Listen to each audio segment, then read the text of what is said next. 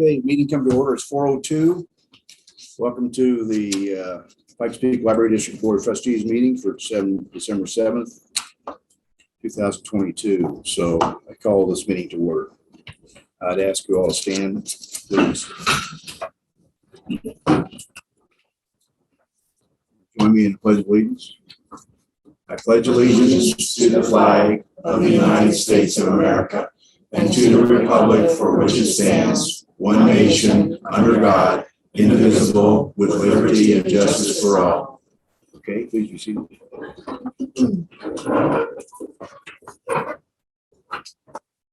Any items you like for the agenda?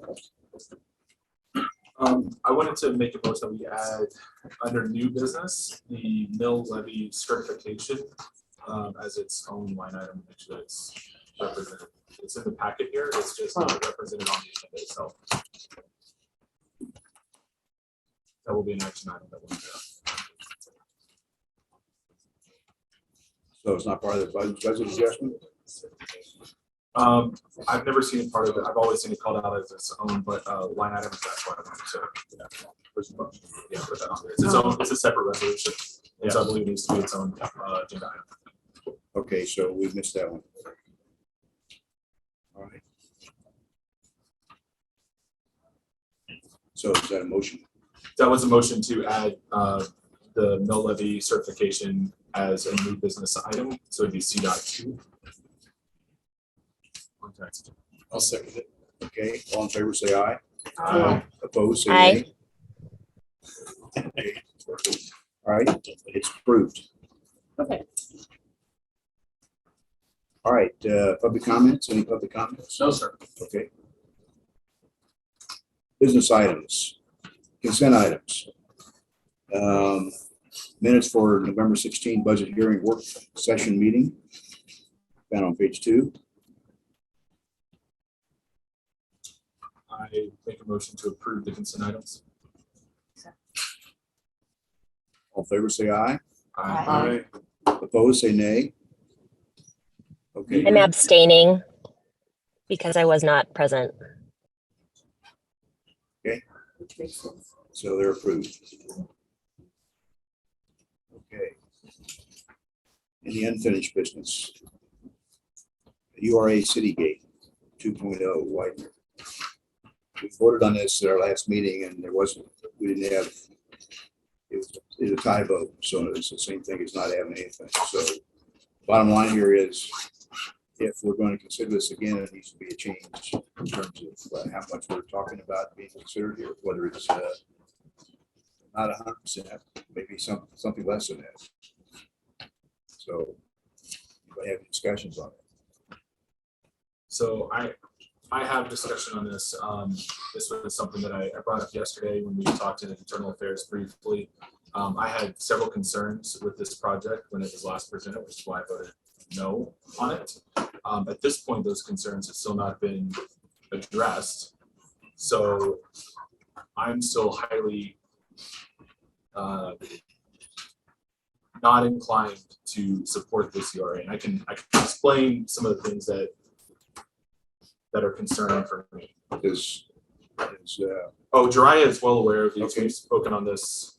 All right. We spoke at length after the last board meeting about these specific concerns. Can I interrupt you? Absolutely, go ahead. Do we want to have Jiraiya just If you would like, give his summary and then we can all absolutely do that if discuss? that's fine. Yeah, Would that work? for you? works for me.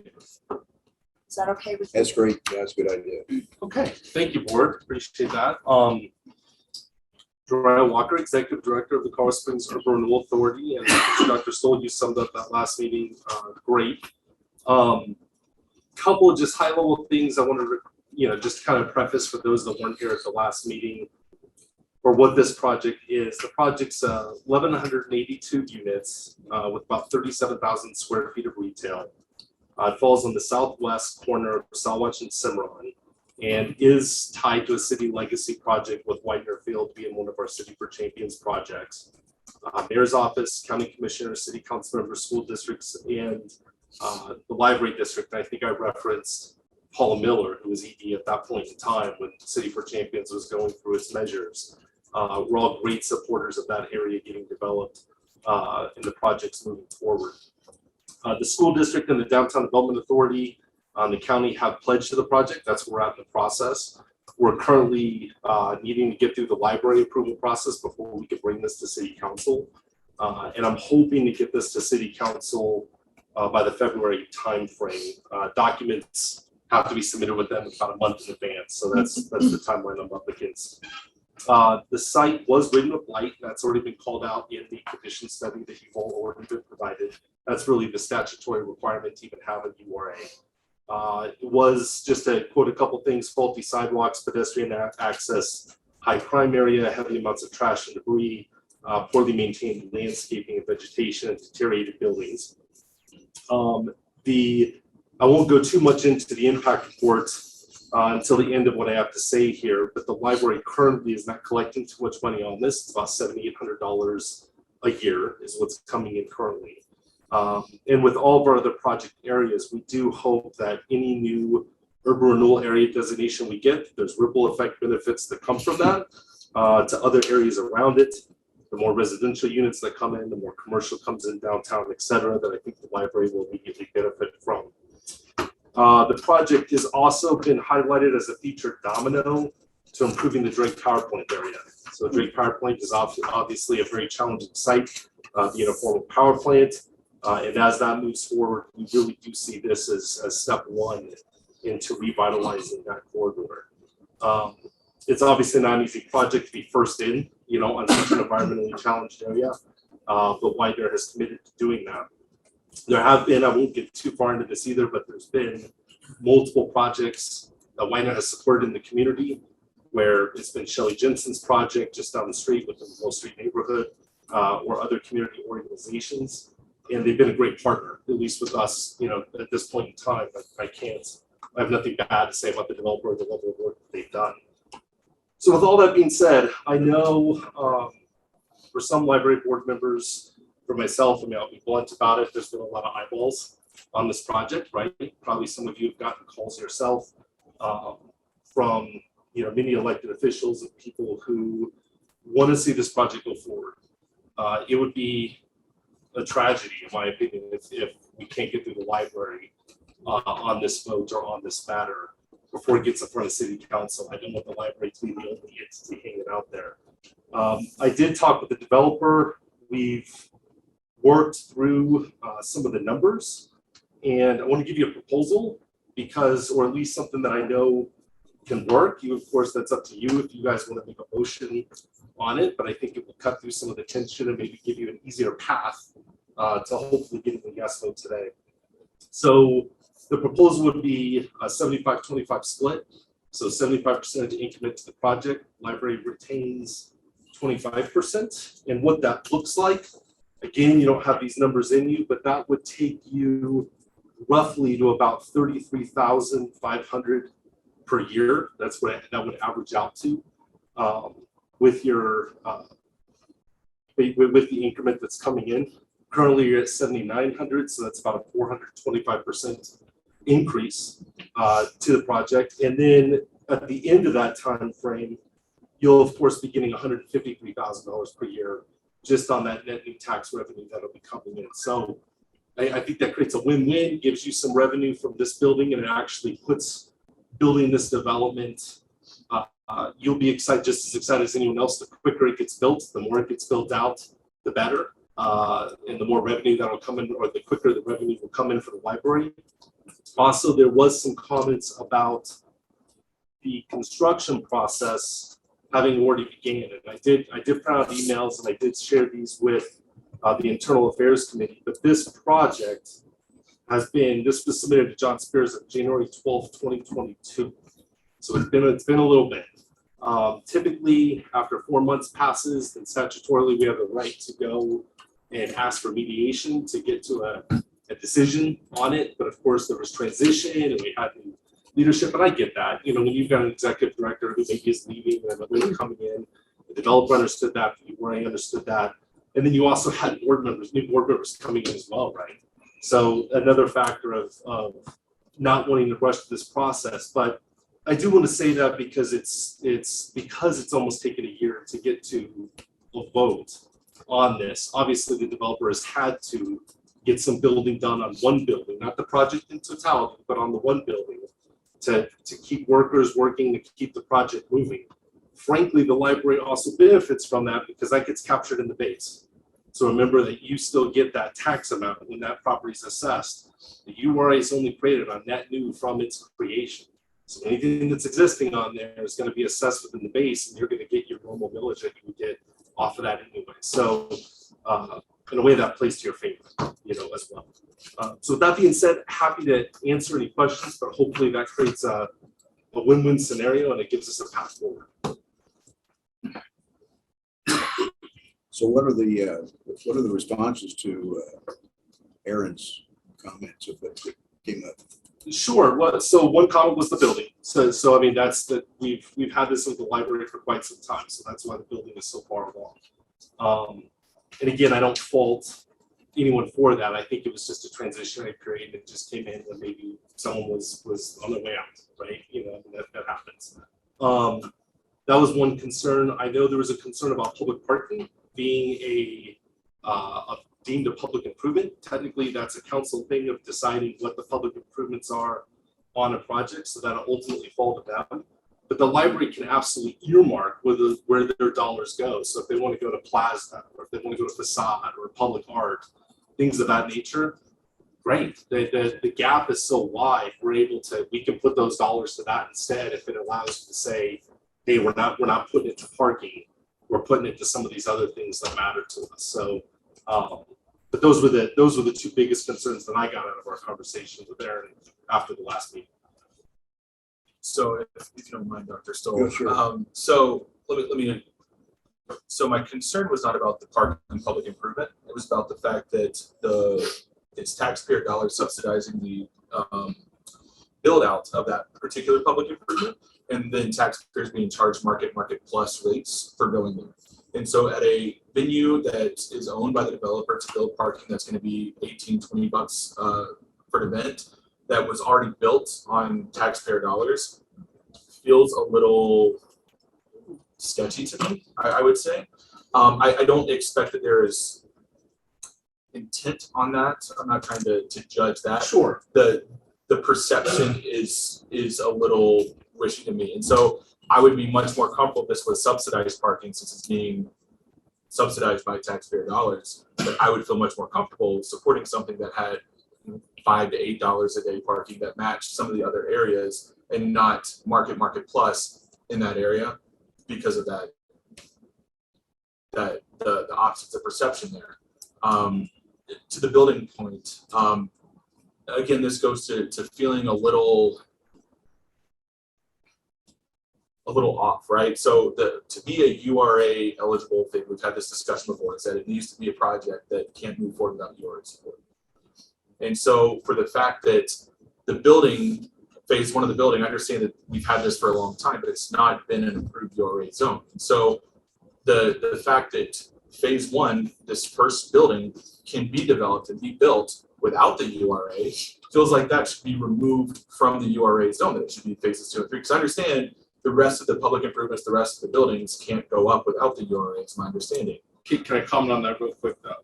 Sure. So remember, these aren't dollars on the front end, these are dollars on the back end. Correct. So they have to actually build it and create it before anything comes in. Ultimately, if the project was to lengthen out over a period of time, now the costs increase. Now we get less public improvements, and it has this ripple effect on the entire project. So I get what you're saying.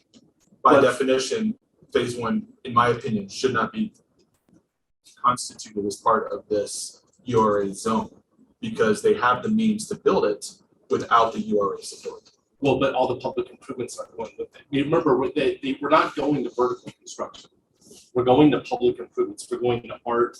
We're going to plaza space. We're going to curb and gutter. We're going to other things. We're not going to vertical. The only time we ever allow anything to really go to vertical construction is when we're doing an affordable housing project, because that's just a totally different public improvement. We're not expecting it to be jazzed up and really elevating it to a higher level. So they have to begin that process regardless. They have to get that piece done. I'm presenting to you a project in its totality. If I were to go to the if we were to go to a planning commission meeting, if we were to look at a plain Jane building, apartment being subject to review, and that's the standards are very, very low. The glazing isn't that great, the facades aren't that great, the streetscape design isn't that great, it's just a plain building. When we go through the URI process, we expect the building to be held to a higher level. That's where these public improvement dollars come. So yeah, they could go and just build a building and then not have any public parking. That's going to be an issue with Mill Street. The city will then have to figure out how to build a parking garage on that side of town somehow. That will immediately affect the taxpayers, not just the taxes that are collected in this area. That goes on everyone's bill, right? They got to figure out how to fund that all the way across the board. So there's, and ultimately that will be council choice. Remember, even if it gets through your process here, it doesn't mean the council, there could be an issue with council. Council ultimately is going to have to make that decision because it's a legislative act. I'm just trying to provide a win-win scenario for the library, subsidizing public parking. I get your opinion, but not necessarily a library stance. I'm trying to find revenue for you that's not coming in, that wouldn't come in without a URA. Currently, it's a URA until 2032, as is. As is, we could just collect the tax dollars and do nothing. So we're trying to do is create a win-win scenario for the entire community. Everyone's very, very much behind this project. I can't say that enough. This to me is a great way for you guys to have a win and to say, hey, we got 25% coming from this new development for anything that feeds into our Penrose, downtown library right there. Great. And that's been something that we've talked about for a long time. But on top of that, it allows that community support factor too. And you can put your dollars where you want. If you don't want them to go to the parking aspect, put them to the art. There's plenty of dollars left to go into the public art space. Fine. And there's no problem with that. If that makes you feel better about it, saying, hey, I made sure that our dollars went here. That's totally. We can absolutely do that. And I want to give you that level of comfort when we go through this process. But here's what I don't want. I don't want to get to council and be like, yeah, the library's out because of parking or because of these other issues, and it's going to create more issues and more processes, frankly, for all of us. I'm hoping that with what I come today, we can get there. So if we were to say, if we're willing to do something along this line, we could say we want the money to be used for these things, or we could say we don't want any part of our funds contributed to be, say, geared toward parking, for instance. That'd probably be the best way to say it, Dr. Stoll. Okay. Yep. We could absolutely handle that. So we can kind of have to say so about where our money goes. Sure. No problem. And of Okay. course, you don't have this agreement in your hand, so we'd have to write it and then we'd submit it to you after the fact. We'd have to clean it up. So we could designate our percentage to specific portions of the project and not to phase one, let's say, for example. Yeah, so the dollar amount, so essentially on the, you could say we're gonna put it to the plaza space. We're gonna put it, which is not built out yet. We could put it to the plaza space, we want the public walking area, we want the public art, absolutely. You could totally do that. And ultimately, like I said, hopefully this gives you, hopefully the revenue helps. Helps if there's any added, people coming into the library district. It gives you something to hang on to and support that project as a win-win before the 25 years are up. And those figures you provided were based on the mill levy that we'll have for next year or for this year. I presented them off of this numbers just to go apples to apples. So obviously the percentages will go up or down accordingly. Right. But apples to apples on this sheet, it's about 33,000 plus a year to the library district. And that's just off the increment. That doesn't include your base. That's just off the increment. So obviously your base is at 79. What is it? Yeah, 7908. So you'll get that number every year as well. And then anything that's built out, that's created before the URA is, you'll get that assessed into the base as well. So your base will actually be a little higher in theory. You're basing that off the 3.855 mills that the original presentation that was provided back in October? Yes, sir.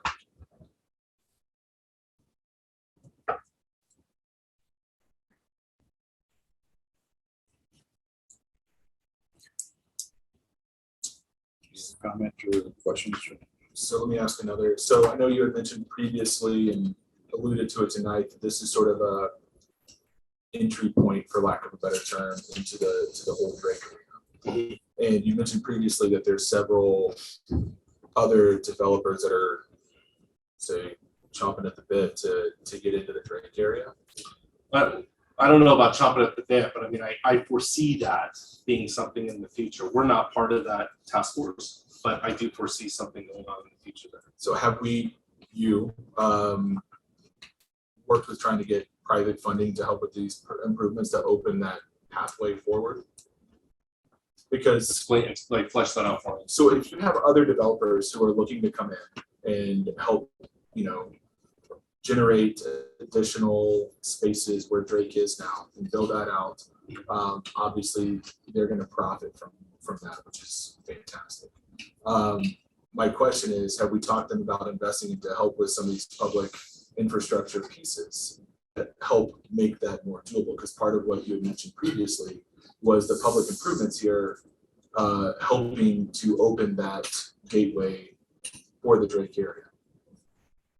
Yes, so I believe that it will be a first domino into those efforts and showing what maybe Drake ultimately what that area could look like in the future. With that being said, I think that could be 10 years down the road, that could be 15 years down the road, I'm not sure. I will say this, and it goes back to the private, the private development system. If we were building off of powers, right, if we were building something out, and there wasn't as much work or effort to get the site cleaned up, like a Gold Hill Mesa or like this site in general. We're only bringing projects that are hard to build, right? I'm not wanting to build, bring something that's easy to build. The private market can take care of its own. The problem is that we need to put that gap together. And the only way to get these sites cleaned up so it creates future tax generation for everybody is these public-private partnerships. And so ultimately, you'll never get to that 2.4 million dollars that's coming in on that site as long as these tools don't exist to get it there. Right? Otherwise, it's just a $7,900 a year site. So you have to create these partnerships in order to get that private sector. And to me, URAs are pretty fiscally conservative because it puts all the responsibility on the developer's back. If they don't build it, nothing comes in. There's no funds coming in. If they don't build their public improvements, they don't get any money. If my third-party engineer that we hire, once this process all goes through, if it goes through, if the engineer says that these aren't legitimate costs, then those get dinged off as well. So they have to go through a pretty robust process to even get dollars, and they only get them when they do them. Much better than giving money on the front end. They're actually earning it. They have to put their money where their mouth is in order to get anything from us. Right. I get that. I told you, conversation. The other thing that I had mentioned before and haven't heard anything about was the fact that based off of what blight conditions are, once this goes up, it'll create blight conditions in the surrounding neighborhoods because of the juxtaposition between property values and what we have here and in the surrounding areas, which could then, it doesn't solve the problem, it perpetuates the problem of creating additional URA areas in that area because of the blight conditions that we need to resolve. So I appreciate that. The Mill Street argument is just the opposite of that. The Mill Street argument would say they're freaked out that their area is going to develop, right? They're not afraid that it's going, if it gets worse, then they have no fear of the rents rising. So then the argument's no. So that doesn't really go hand in hand with that type of development. I will say, typically when we create a URA, it does create a ripple effect of good stuff, not furthering, blight in other areas. Now, every project's different. So I was gonna say, in many cases, I would say yes. In this case, I would say this is what we're looking at. This isn't an argument that I made. We talked about Hancock Commons. That one Sure. clearly is it's an island of blight, if you will, that will be resolved and creates the entire area to make it better. Yeah.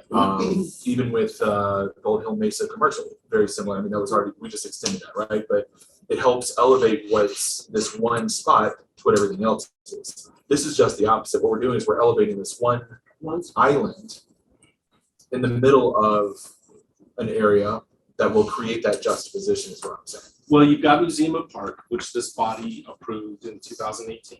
Right. And you've got the United States Olympic and Paralympic Museum, you've got the bridge, you've got apartments coming on in America the Beautiful Park.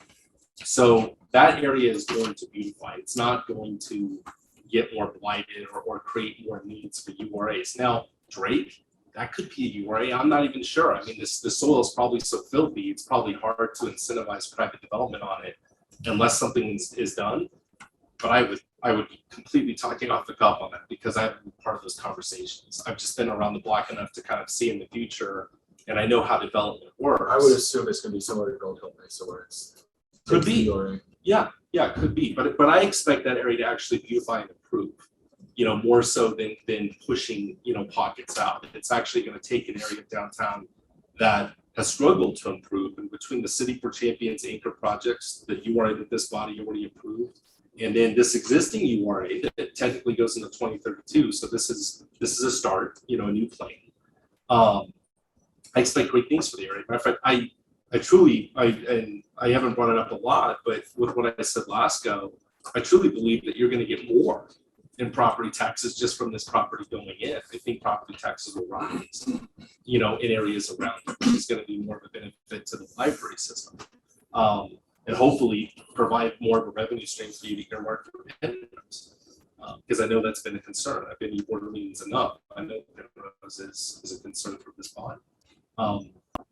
But take that for what it is. But my experience, just real estate development and my background, I do not see it getting worse around when I see it getting better. So And Uri- crime being cleaned up too. So Uriah, I know that Habitat for Humanity built some homes in that Mill Street area a few years ago, several years ago. I only know that because my husband helped build some of those. Okay. Are there any conversations with Habitat to collaborate in some way with some of those families that are renters that they could possibly benefit from what Habitat does? Because as we all know, Habitat, they have created, at least what I know, and I don't know a lot. Sure. They've created a base where you help build a house as a buyer, you help build, and they get you money that is El Paso County money or something like that. And your interest rate is practically nil, or it is nil. And you have to live in that home for X number of years. I mean, you go through a big process.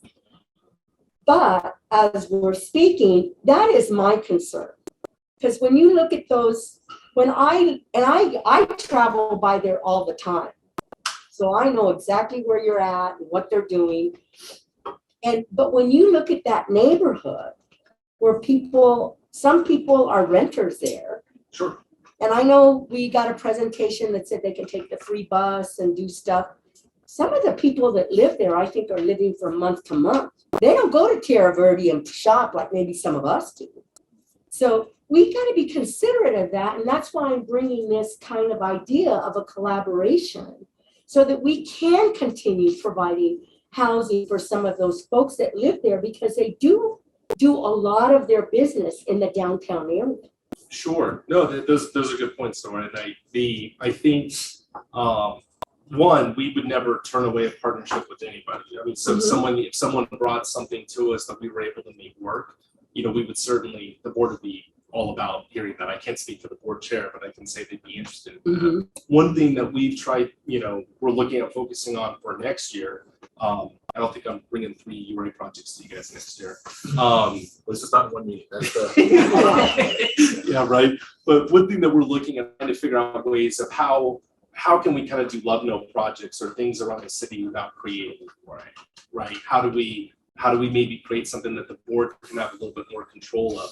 And frankly, you guys control, all the taxing is really control the dollars that go into these URA projects. And while we're a governing body that oversees it, and council has a great deal of respect for those individuals and what their say is. Ultimately, these decisions fall on you. So the board has expressed interest in maybe we can get involved with land banking at one point in time, or maybe we can get involved with doing something to help affordable housing issues. And I'm really proud. The project that you guys, I can actually announce this now, the project that this body approved, the Almagra Affordable Housing Mhm. Project on the southeast side, they just closed a couple days Oh, ago. good. So we'll have that groundbreaking. We're looking at January, February. Mhm. We'll invite this whole body out there, as well as School District 2 and all the supporters of that project. But my point, I say all this story, I say it because if the project makes sense, if we can make the numbers work and we can make the gap work, we're absolutely in the game to do affordable housing or to work with other partnering agencies to try to create something.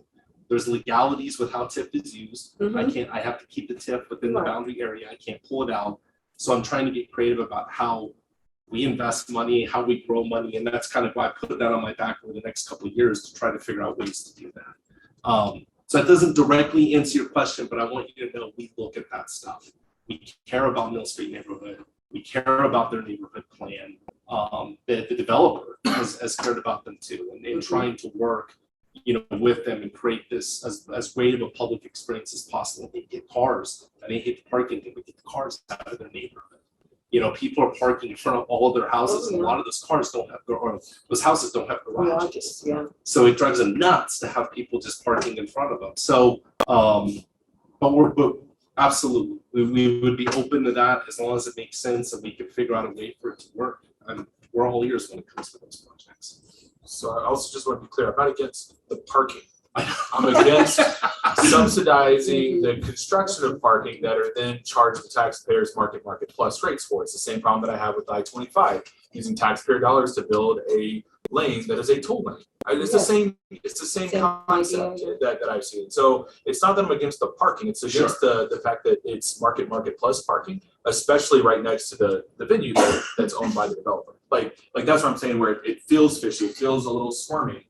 And so I'm not against the parking. It's more than it's a little bit more of a deeper problem than just that. So you're telling me you're against the parking? No. Yeah. I appreciate you, Aaron. I appreciate it. Thank you. Well, if we're going to afford on this, we need to have a proposal on what's reasonable. What is it we could accept? Well, I mean, And that's for the board to take. no, got it. Yeah. So it's kind of like, Jariah said 75%, 25% would go to the library, including the base. I'm thinking around 60%, 60, 40 would go to the library and 60 would go to the budget.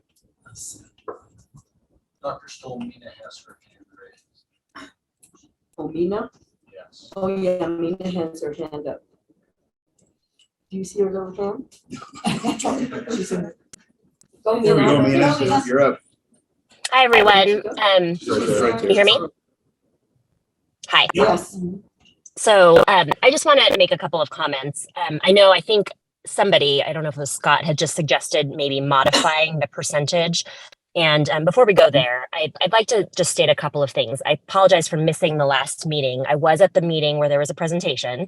So I did hear Laura speak and all the other URI projects. And what I want to state is that Jariah, coming into today's meeting and hearing the proposed shift in what Widener and the Citygate project is willing to work with from the library side is compelling. And just reviewing all of the documentation, looking at the economic benefit that's coming between jobs and the creation in the future. And I'm looking at this from a future state. I'm not looking at this from a right now state.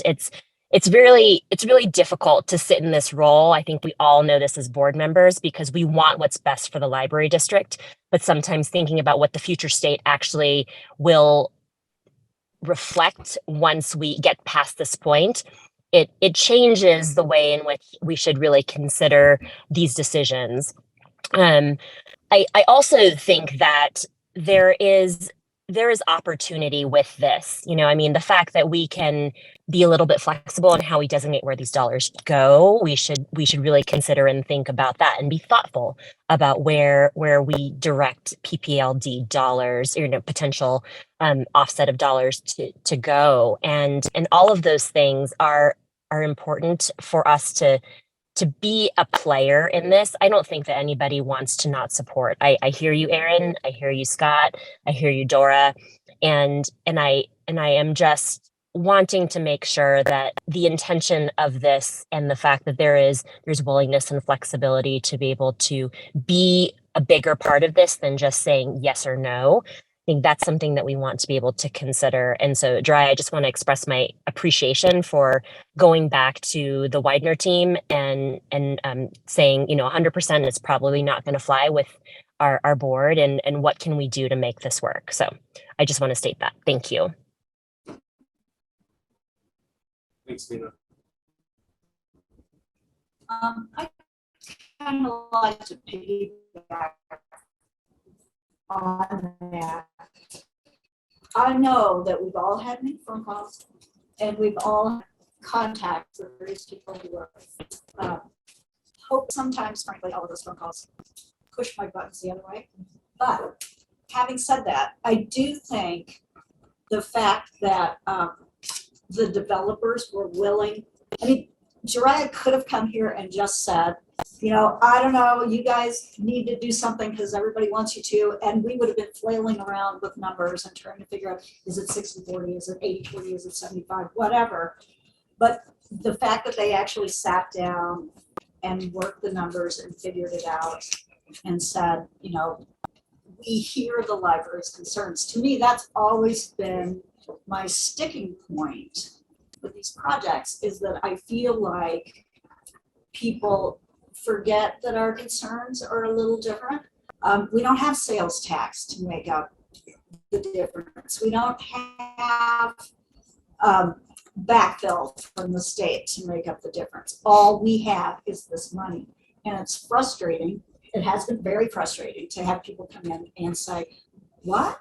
And so I would really like to personally, thank you too, but also I think that's an opportunity for us to say, okay, you heard us and we hear you.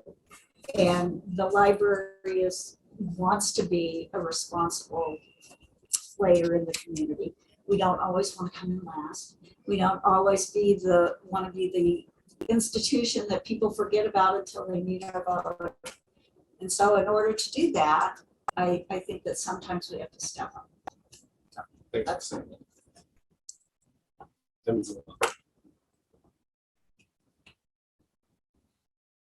So anybody have a proposal? Well, I move Consider? Okay, that the Pikes Peak Library District Board of Trustees approve the URA City Gate 2.0 Widener proposal at a split of 75% for the URA, 25% for PPLD, excluding any costs related, can we do this, any costs related to what's already under construction? Yeah. So that's my motion. Yeah. your second. I will second that. Okay, been moved and seconded. All in favor, say aye. I think Sean, you better do maybe it. we'll do that, see what we got. Before we go there. Yeah. For the vote, you said we could make decisions on where we wanted our money to go, like to the art or to the plaza. Well, when does that happen? Well, now. Now? Yeah. Now? Yeah. Okay, So because you I'm would trying vote- to think, where was this? Where's that? Okay, We would write that into the tip agreement. So the right now you have the old one, but of course, so we would give, we would send an updated one with that all specified out, or how you want it. and you said, Comments that Debbie made. yeah, like Debbie made, not the construction that's going on right now, yeah. If you want to offer to an amendment to the motion. you could. I would like to offer an amendment to the motion because I think it would be very beneficial for the library to to contribute towards that plaza, because I believe the library could offer programming there in the summer, like Shakespeare in the Park or whatever we've done in the past. At least maybe sometime in the future. I know right now if it was built right now, we probably wouldn't be able to do that because of our financial concerns. But I do see that as bringing that community together and other people in that area to do programming in the park. I think that's an awesome idea. I would amend my motion to reflect that our dollars go to the parks. Mina had a Mina question. had her hand up and then lowered it, so I don't know. Hey, Mina, Yeah, so, thank you. okay. Yeah, I go ahead. do. I do. I wasn't going to after Debbie finished speaking, but I want to just reiterate the fact that PPLD again is more than just within its four walls. And this could be a very clear example of how we are expanding the reach of what our library staff has to offer. And I'll just use the example again of working to build out 2 community-driven murals at Panorama Park, and the number of hours and investment that came from PPLD to help coordinate and make that happen. That could also be reflective of what's happening potentially on this plaza from an arts and culture perspective and or programming perspective.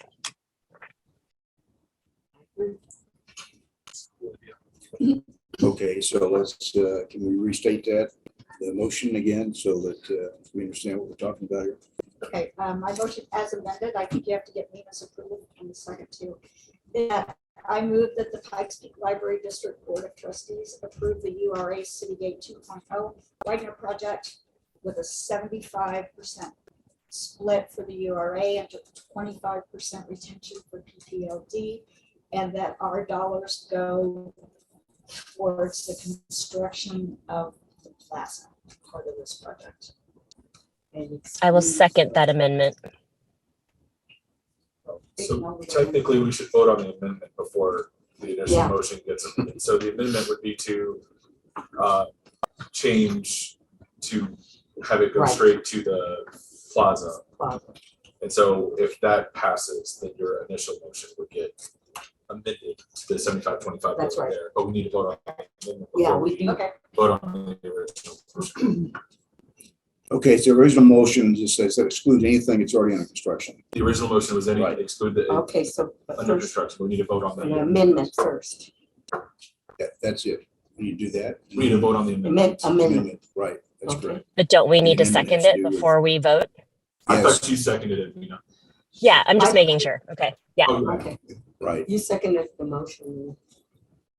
Okay, Laura, you want to take individual vote? Count, This is for the amendment, not on the motion. Mhm. right. So all in favor of this motion, say aye. I Aye. All Aye. opposed, say nay. Okay, so we all approve the amendment. Okay. All right, so now we have the original. what are we gonna do for the original motion? Is we Approve the just- URA at 75-25 split. And the funds will be used only for support to contribute to the plaza. That would be the original. And was that also seconded by Nina or no? I don't remember who seconded it. I think, I think it yeah, was- I think you Mhm. seconded it. Okay, so that's, Scott, did you want to? I see you over there. Did you want to amend to a different split? No. Okay. No. Well, you would have to start over, we'd just amend the original motion, just like we did with where the I mean, funding goes. I don't want to do the 75-25. I was looking at either 60-40 or even 65-35. That was before the motion was provided or stated. So So if that's what you, I mean, just saying, if that's where the sticking could point for ask. you, you could amend. I would go 65-35. So I would amend the original motion. I would amend the original motion to go 65-35. I mean, and he still would include it in.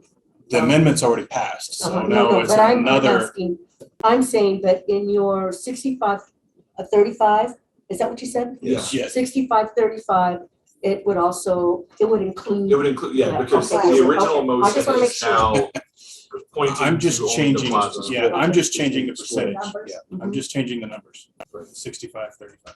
We should probably ask Soraya if that's even possible. Well, there, and Amina's got her hand up again, so I just looked down at my screen.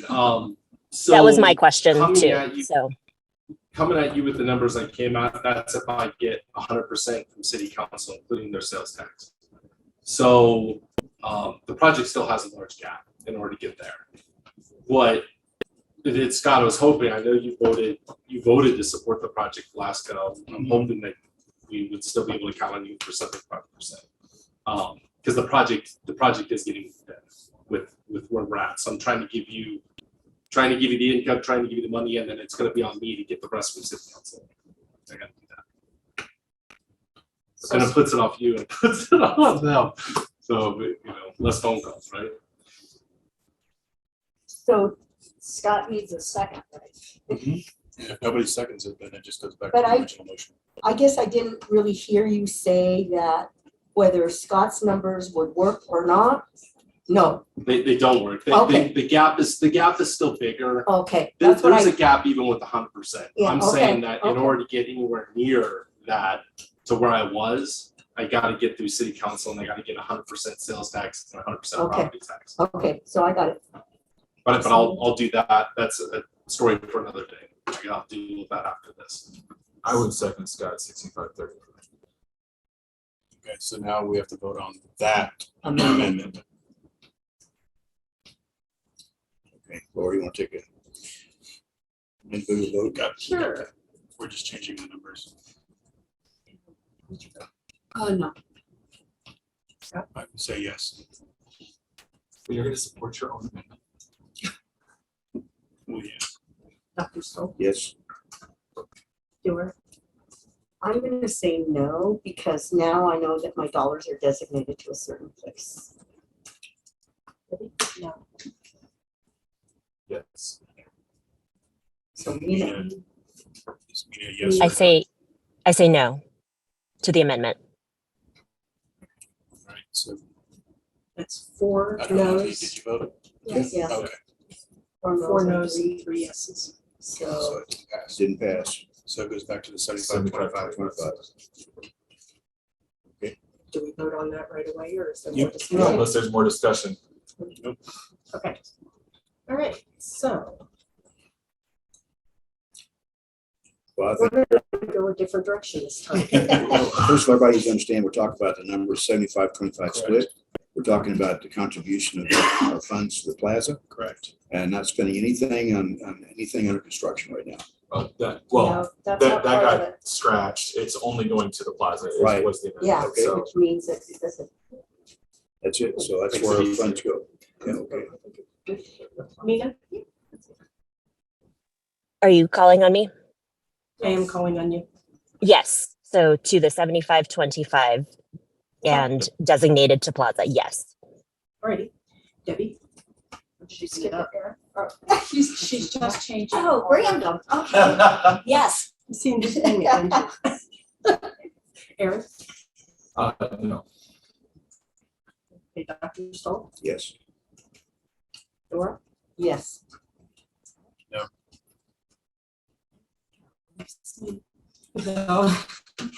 So I still have some iffiness. I do appreciate your meeting us in the middle. I really do appreciate that. And the ability to designate those dollars. I think that really helped change my mind on this one, so I'll say yes. Thank you, Robert.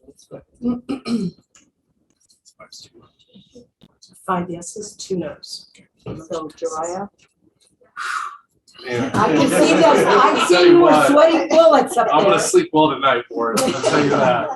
This has been tough. Appreciate you all. Thank you so much. I promise we'll make you proud about it. Thank you for listening to us and bringing forth a different proposal. Appreciate you. Thank you. Thank you. Nothing personal, but if we don't see you next year. We're fine. Well, this next one, I'm not even gonna bring it, so, because we don't need it. Appreciate Don't be that. like me, somebody's still gonna bring it to the district. But I will be meeting this guy. Okay. Thank you, everyone. Thank you Thank guys. you. Thank you. All right, so moving right along. Unfinished business item number 2, 2022 budget adjustment. Hello, board. How are you? I presented to the board last board meeting our adjustments for the 22 budget year. They have not been adjusted since that meeting, and so as they stand, there's the package.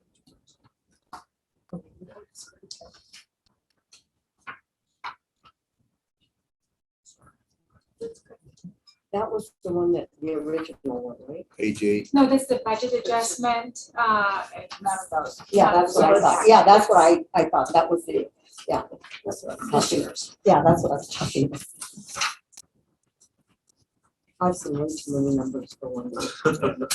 And I love numbers.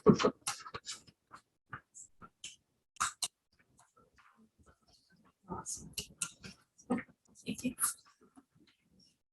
Oh, that's right. So page 8 there, Randy. Forward. Yep. Thank you for being patient. So our total adjustment,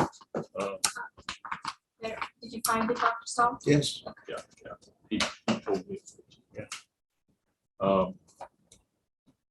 So our revenue adjustment would end up being about $11,875 if we pulling that number down. Yeah.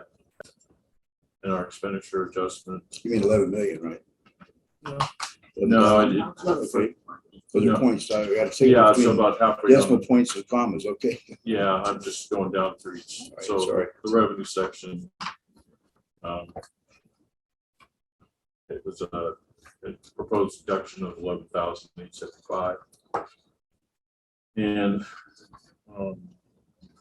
for our expenditures, the adjustment on that is about $814,000, and then so the excess revenue over expenditures would be adjusted to $2,383,000, and comparing that to our beginning balance budget number of $11,008,000, we basically be adjusting our fund balance for general fund to $9,494,000.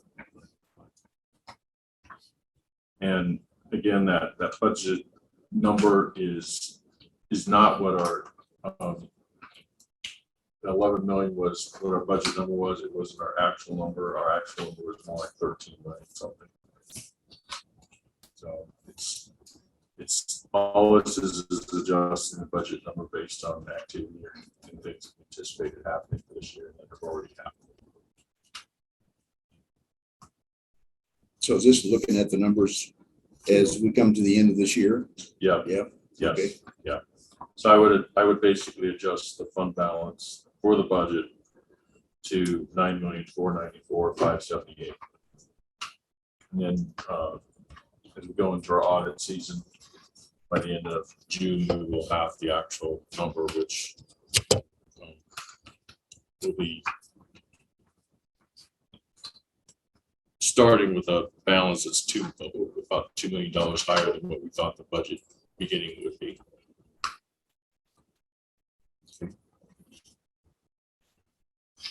This is just, it's an attempt to try to get our budget. If we'd known these things at the beginning of the budget year process for last year, these would have been in there. And all these adjustments have been carried forward into the projected ending balance for this year, which carries over into the budget process for 23. Okay, this is the budget we need to approve. It's the adjustment. Yeah. The adjustment. Yeah. Okay, so you said it was carrying over. Maybe it's just because I'm tired, but looking at the budget proposals you've got in the subsequent sections, I'm showing that the beginning fund balance of 9813,873. So is that not the right number? Is it supposed to be this 94,94578?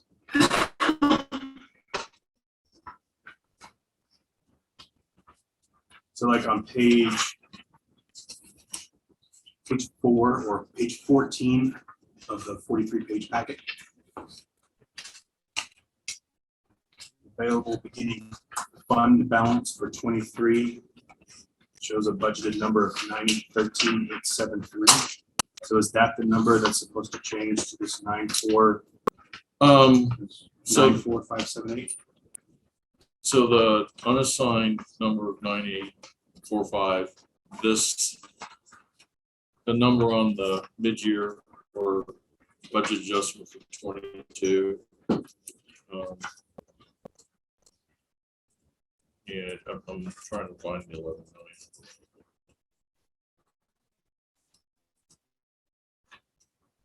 I'm just trying to see where the numbers match and where they align. Because to me, if we're saying at the end of this year, our fund balance should be 9495.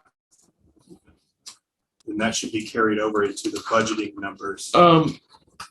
Yeah, so the number that we're looking at for the adjustment for the budget for last year is not represented on any of the projections, because the projection is this is purely just the budget number. 9.4. We started out with 11,878 for a budget number, and I've got known adjustments in here, which obviously I would because this is coming in so late, and then a few that have not happened yet. All that number is at the bottom is the general fund budget number that I would adjust just the budget. The projected balance is kind of my guess at what the actual number might be. And it's already off $2 million from what we originally budgeted back in August of 21. That would have been kind of locked in August, October time period. We didn't really get an actual number of what it really was until June of the next year. So there was a standing $2 million difference off that ending balance. So I guess what I'm trying to say is the budget, what we're looking at today, the only budget numbers on this corner are budget numbers for 23. Everything prior to that is either an audited financial number, actual, or a projection of what I think the actual is going to be at the end of this year, regardless of what the budget is. That makes sense. I think we're all looking at something that's going to be exact science, and what you're saying is it's magic. You know, we wave a wand and you say we think it's what's going to be, but it actually is something else. Well, I mean, the bottom line is, if we're doing a tally of our own budget, we have it. We know what the facts are, and if you're saying one thing in one page and then another page, we're talking about the same period of time, it's different. I mean, just an understanding what that is probably yeah. So let me draw it. So we have a projected fund balance, general fund for the 23 budget of 8,867,000. That aligns with the 11,878,000 from the end of 21. That's what that 11 million is. It's the budgeted number for the end of 21 that carried over to 22. And now I'm saying, okay, I think the balance for the budget is going to be 9.4. That aligns with what we're currently saying our ending budget balance will be is 8,867,000. So if I understand you correctly, I think that part of the confusion comes from budget versus actual. Yeah. And so what we have here is as much actual as we know on the adjustments, correct? Yes. But knowing that there will probably be additional ones because there usually are after the audit, correct? That, and you have some idea of what those might be. And so the difference between the fund balance number after the adjustments we know are happening and what we think it will be after the total adjustments, that's why those two numbers are different. And they'll always be different. Okay, Okay. I just wanted to make sure I understood that. Okay, so this is where fund balance at the end of this year is your projection that we're now going to be making, where we'll have that balance at 9495. That's what we think it's going to be at the end of the year, based on page 8 of the 43-page packet. I'm looking at the very bottom number. Yeah. So that 9495, that's what we're thinking we will have in that fund at the end of the year. Scott, I don't think so. All right. Okay. I think that what that is what it would be if this were the end of the year and there were no more adjustments coming. Okay, so now we're saying it's going to be even less than that. It could be that. Or it could be more. Okay, my reason I'm asking that is that we're now eventually going to have to look at the budget itself. And the 9813873 is just, we're thinking that that's what our beginning balance of 23 is going to be. Correct. Even though this page that we're looking at now, the end balance is a budgeted number of 9495. Well, that's a $400,000 change between this number on this page, which is supposed to be the end number, if we were to stop today, which now is going to be, could be a lot less than that. What I'm concerned about is when we start looking at our budgeted numbers, the rolling fund balance that we're going to be looking at on all the budgets that are on here, it's going to be a lot less. Be off by $500,000. Yeah, which to me, that's a heck of a lot of money. It is. So you're saying that you would be more comfortable if we started with the lower number Correct. and then. I would rather have more money. Have a conservative. And then then less after the audit, there's always budget adjustments Yes, after the audit. yes. So, Yeah. and sometimes they're up Correct. and sometimes they're down. Correct. It just depends on if we get any more revenue during that time frame, or if something comes up, we've got to replace another boiler. So yeah, that's kind of what I'm looking at. Well, is Well, but that that doesn't- number. That, the boiler number doesn't come up I- because, yeah. I mean, That'd be, I guess, so if I'm trying to align to the fund balance, projected fund balance sheet. So the audited number at the end of December 21 was 13,328,000. Okay, we only know that because we went through an audit at the end of June.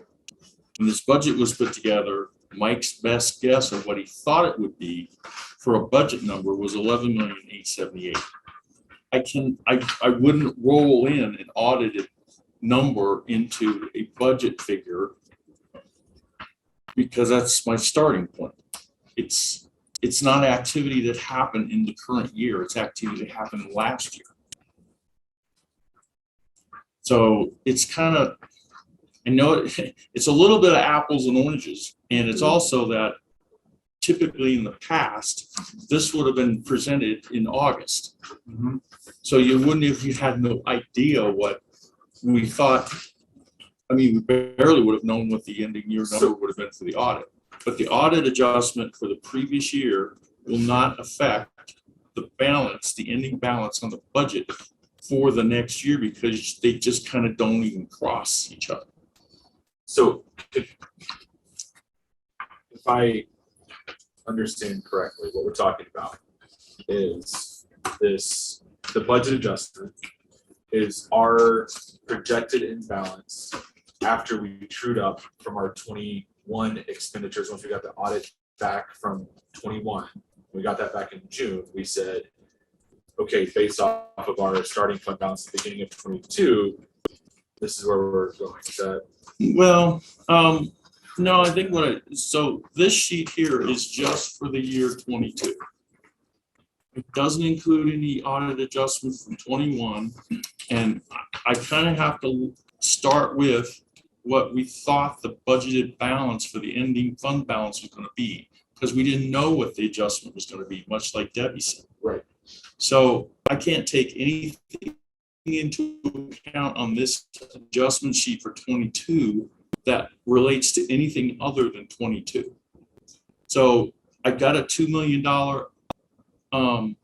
higher budget, or a higher actual fund balance for the end of 2021 that Mike thought was only going to be 11,878. I can't just change that 11 million to 13 because that wasn't the budget number that was put into the budget initially. So this only captures the window of 2022.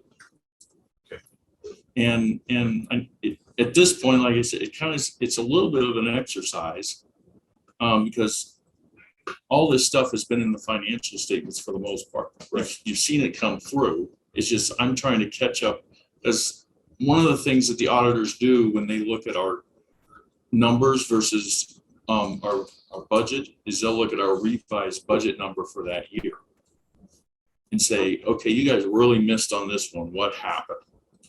So if I don't put these adjustments in there, it's like saying we weren't aware that that happened. It's how could you be? You had an actual number. You didn't present this, and you have to have known about that. So it's kind of like managing variances a little bit to get it to, this is what we know of as of this point to get a revised budget number. And because the adjustment, it's not even really adjustment, it's just the activity brought the number in at 13 million instead of his guess, long before we got to know what that was, of what the beginning balance was going to be for this year. I mean, if he could have, and he knew precisely that 13,328,000 was going to be the ending balance, that's what he would have put on here. Right. But he didn't know that. But it's a point, it's a very exact point of time. It's January 1st to what we think it's going to be at the end of this year with the adjustments and things that I've done mostly in actual, because it's like, well, if it happened in actual, in a perfect world, you'd have your budget and actual matching all the way through and you'd come up with a zero variance. Well, that's never going to happen. But known things. It's kind of like making sausage, basically. But it's like making sausage, it's not pretty to watch, but it's kind of what you have to go through. A lot of us guess. You're looking at what's going on, you make an estimate that seems to be reasonable until something comes along to change it. That's what you go with. Is that fair? Is that fair to say? Well, it's kind of like that. Looking at the actual and the projected actual for a budget process for 23, and we're going back to 21, beginning balance here, and looking at stuff that's already happened in 22 and trying to get our budget to reflect things that we know happened in 22 that we didn't have budgeted. So they're not the same animals. And to end, there is I could probably do a reconciliation between how do we get from here to here, but I already know there's a $2 million lift because of the audit.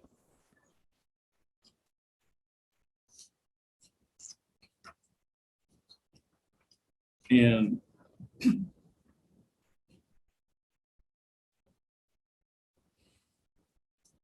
that's as far as identifying what that $500,000 difference is.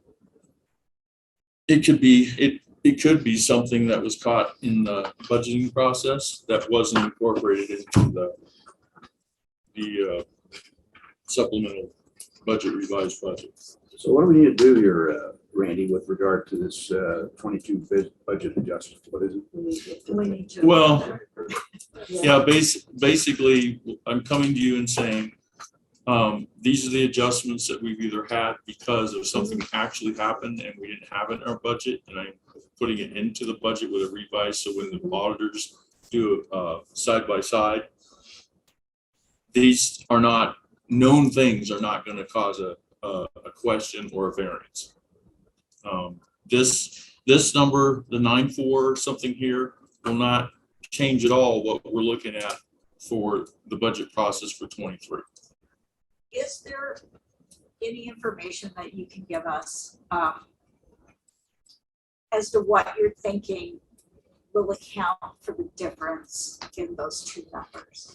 Like, for instance, I know that X is gonna happen, and I'm guessing it's about this much. I think that we're all just so worried about next year's budget that I think that's why we're worrying over this. So, not that I'd wait till June, but if going through this process with the auditors, that number will probably end up being possibly something that happened on the revenue side that I don't have on here. Okay. In other words, the revenue went up and I just don't have it in there. Use taxes went up or whatever, something that we got that we didn't. Yeah, expect. But you feel very confident that that will happen? Or I guess I'm just trying to make Scott comfortable with starting with a higher You're never number. gonna make me comfortable. And if we're not comfortable, then, then maybe we reduce So, our but I think budget at number that- for 2023. That's what I'm saying, if we're not comfortable with the starting projections for 23, then we would need to discuss that during the budget piece. Right, and we can approve this. We can approve this, that doesn't Right. have Yeah. much, I To won't do say with much, but it doesn't 2023. have, Yeah, I'm just trying to, I was just trying to line the numbers from Yeah. what No, we're I- looking at And that doing. makes sense. No, I get Because that. to Debbie's point, yes, I am concerned about that bottom line figure because we'll be in the hole. Right. And I hate being in the hole. I'd rather either be at zero, which would be great, or have a little money left over. That would be great too, because then we can start funding other things, but being in the hole, I'm not happy about. So that's the reason why I'm bringing now you're this. starting to get into my speech for the next one, okay? But are you okay with approving this one without knowing the answer to the other question? I guess is my question. I mean, we've done these before, so. Yeah.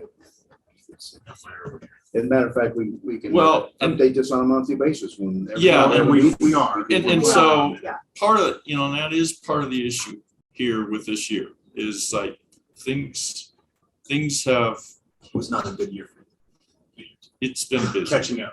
It's been busy. Yeah. So I can't positively say, no, everything's in there because I just don't know that. I wouldn't, but we did put a lot of time, and two of us and multiple people outside just accounting people, drilling down into the numbers that are on the budget. And again, I don't, as we talked in the internal affairs meeting, I don't know that, this isn't going to necessarily be the end all be all of what happens today, because I think we're all in agreement that a hybrid might fit us a little better for going forward. And we don't quite have a hybrid. We've got more, black and white kind of, but there is a hybrid there in the middle, and we haven't identified that yet. And I think part of us doing that is, like I said yesterday, we're going to have to work through what our ending balance on the capital is going to be, so we kind of know what's closed out and hasn't been moved to fund balance yet, or is going to cover work that's going to happen this year. And so Yeah, I agree. I hear it, and I totally am appreciative of. Still like you. No, I know where you're coming from, and I can't say what it is for sure, but there's obviously a number there, and it'll need to be reconciled. Yeah. And it will most definitely come up as we're going through our audit prep process and trying to make sure that we know what those variances are, because we do get asked about that every year. They dig down into those and they want to know, what's this variance about, especially if it's beyond the normal that we've had. I don't know that 500 would be, but there was always something. Well, getting back to my original question, what is it you want us to do with this phase? So I will make a motion to approve the budget adjustment as presented. That's it. That's it. I second it. All in favor, say aye. Aye. Opposed, say nay. Okay, it passes, accepted. Okay. Sorry, that was probably a lot more conversation than we needed to on that. Well, no. That's right, Scott, we're taking the time off of your next budget item here, so. You're in the hole. No, you don't like being in the hole, but you're already there. You guys gonna have to start telling me, okay, you only have 2 things that you can discuss during each board meeting. You get a taboo buzzer. Okay, we're going to, Oh, we're now going to a work session on the 2023 original adopted budget.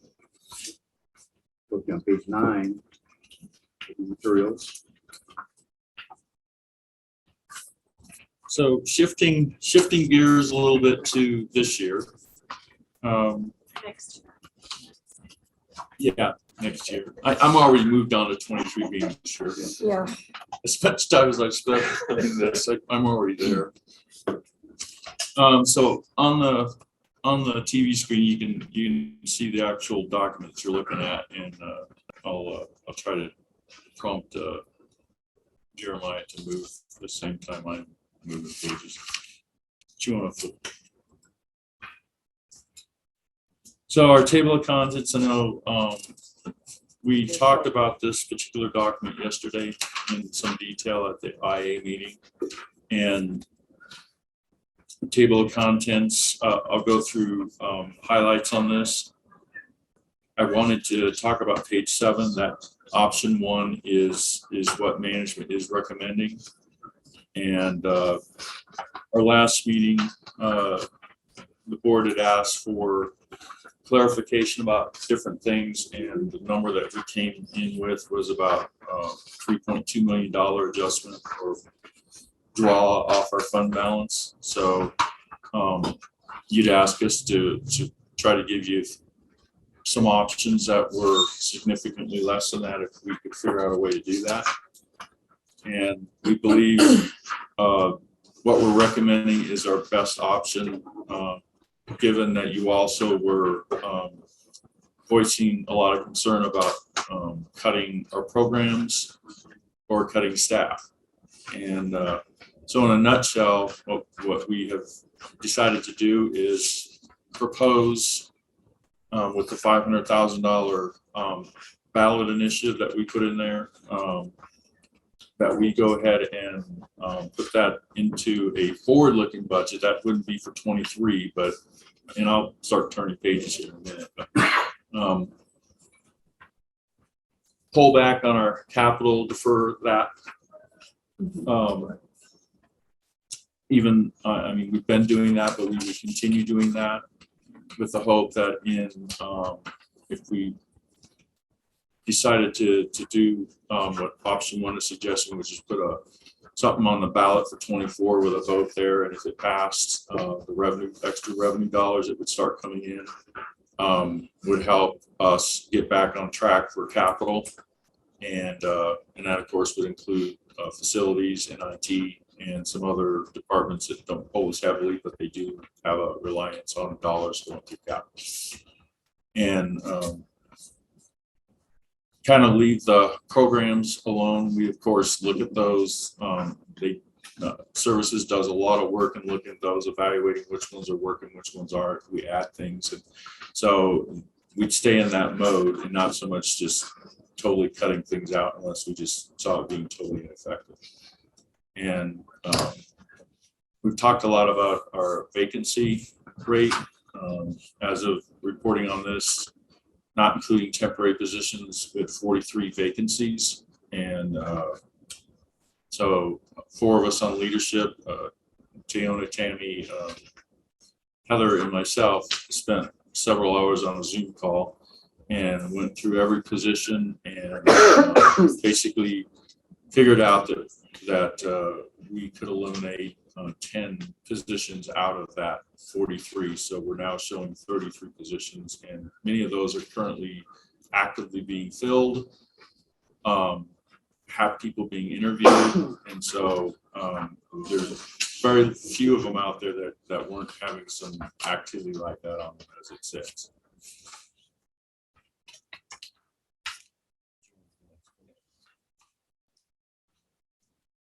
Next page it's a budget summary that's showing basically the revenue, expense, and fund balance activity. We're anticipating with our mill rate will be, I believe, 3.512, or check that real quick. It's on our resolution. Yeah, 3.512. That we'll have property taxes of $33,773,99 with a total revenue dollar of $39,277,169.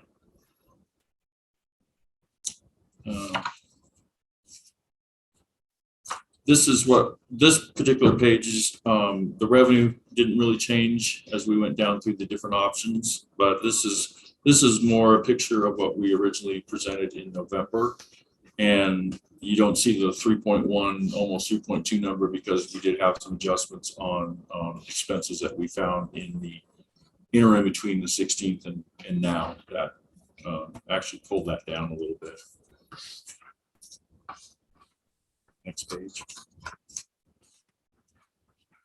So as we were just talking through the adjustment for the budget for 22, I was referring to the next page, which is our projected fund balance. And the first column obviously is our audited numbers, and what we decided to do for this budget is to lay out all of our separate funds on one page, so you see an absolute total fund balance for the district and not just the general fund. We had much of this information in our other format, but it was harder to see the total number at the bottom. So that would be 18 million 10, and take out the restricted dollars, and then cash flow needs. We'd have available fund balance of 12.16 or 116,000 to start 22 with, which as you go through that type of activity for 22, what we're thinking is going to happen by the end of December, it'll bring it to 9,855,000, and then 6,831,000 for the end of 23. There's probably been a little bit of confusion on cash flow needs, and I kind of spoke to that a little bit yesterday. It's kind of like if you had a mortgage and your bill was due on the 28th, and you kind of need to move some money out of your savings to your checking to be able to write that check a little early. That's basically kind of addressing a timing issue on cash. And that's just trying to give you a more realistic view of what our available fund balance is. Next page.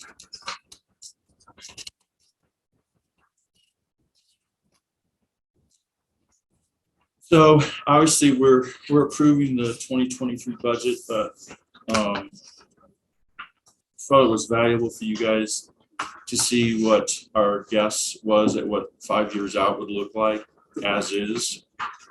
And yeah, it's not good, because by the end of 27, with no additional funding, no cuts, no anything, we'd be looking at being in the hole $936,000, which we can't be. So that's not sustainable. It's just not a good picture. Forward 2 slides to what is. So looking at that and taking into, I was just talking about tabor changes, and that would be detabering. If we were to put that up for a vote next year, you see the red line there about the middle. There's the $500,000 that was asked for to cover the cost of that. And then if it was successful, we'd see revenue start coming in 24. And obviously just a guess at what that might look like. But that would obviously have a tremendous impact on our projected rolling balance on the fund balance that, it could be 17,563,000 at the end of 5 years.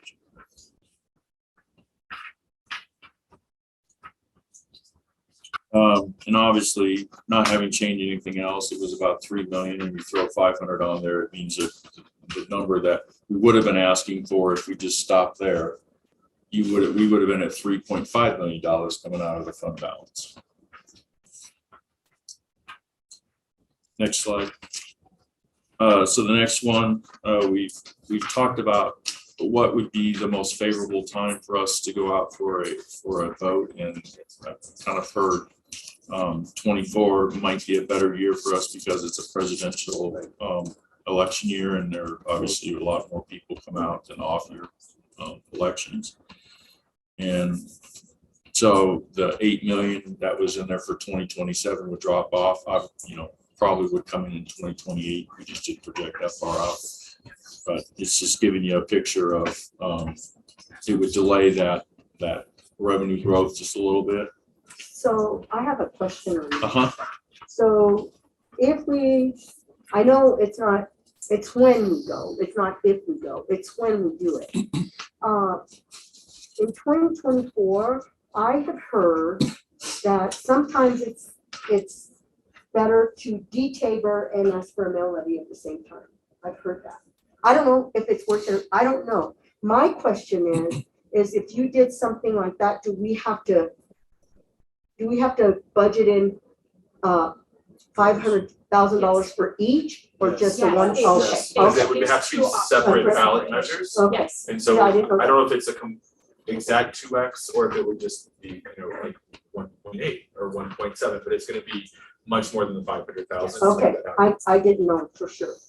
Thank Yeah, and I mean, obviously, we're gonna have to consult with people that I I don't know the answer to that. I've I mean, heard. the answer is yes, if we're going to vote. then we No, need I'm to talking do it. about as far as Yeah. is it better to de-taber Taper. first 1 year and then? I would say that's outside the scope of this Yeah, particular yeah. budget But that would discussion. be something that we would need. to Yes, involve we in. would have Yeah, put you're we'd have absolutely put more correct. money out And there. we would worry about it when that comes Correct. in 2023, it looks like. We'll start worrying. In about a month. Next page. So that leads us to us going into actual options and what we thought was the most realistic and probable way to address everybody's concerns. I talked about at the beginning of this. So option one is actually taking the stance of we'd shoot for a vote or getting something on the ballot for 24. So it would be that kind of a similar picture to what we saw on the what if that we just looked at, except this incorporates cuts. Now the attrition savings, it's basically synonymous with what you guys become familiar with as far as vacancy savings. And I already had in the last cut of this on the 16th, I had $560,000 in there for that number. And so we did some analysis, I believe back 5 or 6 years, and the average for that period of time was $1 million number. I fully expect for 22, and some of this is be at $2 million. I only put $1 million on our sheet for the budget because at that time it looked like it might come off just a little bit and we might start getting, but that's been very up and down. Heather knows this story. So the other thing that we had going on in 22 that was unusual to other years is we had quite a few high level positions, high paying that have been vacant for a while, or a disparity in what the pay used to be and what it is now. So that's lent somewhat to that number being so high in 22. And but it's not a total anomaly. If I go back on that particular graph, 2018, it was 1.6 million. And that was before the pandemic. So there's just been a lot of activity there, and there were some really highs. It was not anywhere close to a smooth number. It was up and down. So I really felt safe in putting another 440 in there, and that is not cutting people. That is just normal activity for us and trying to fill positions and having them go vacant. Of course, the ballot number is in there. And then what I talked about at the first onset of this is that we are going to delay capital projects and refurbishing things maybe down to $1 million number is what we're doing there, and gets a little better for the next 2 years. But the first swipe at that is $1 million spending for this year. Can I ask a question? Yeah. I was looking at just the 23 column here. And so looking at this, it says our net change in fund balance is negative 1.2, right? Yes. So where does the 1.5 cash flow come from that actually increases our fund balance by over $1 million? Well, so it's if you basically if you add the attrition savings and the capital savings by not spending that money, that's about $1.8 million. And so it's cash flow that you're not using that would be coming in on your revenue. So it's basically pulling back on the 1.8 a little bit and saying we're gonna see additional cash flow just because we're not spending the money. And I pulled it back a little bit to 1.5 just because I just didn't want to go with a full 1.8. And all that's saying is it's not additional fund balance. It's just saying you got more of it. I'm anticipating for a timing difference, you got that much more available of the number than you would have. If we had spent that $1.8 million, it wouldn't be sitting in the bank. Right. And that's kind of what that's supposed to represent. So and maybe this is just me, but showing that we're still operating a 1.2 deficit. Mm-hmm. I don't see that represented in what our fund balance would be the following year. Because if we are saving 1.8, then we wouldn't be operating in a deficit, right? Well, no, if I didn't have the 1.8 in there, I'd have to add 1.8 to the 1.2. So we'd be at a 3 million. Yeah, pretty much the number we were at when we Right. last got together. So how is the fund balance increasing if we're operating at a deficit? It's Maybe yeah. I'm So misreading this, but it looks like we're increasing by $300,000 while we're operating at a $1.2 million deficit.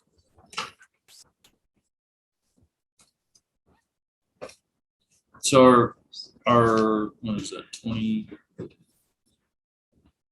So our total fund balance for 23, what we're projecting with all funds included is 14,186,000.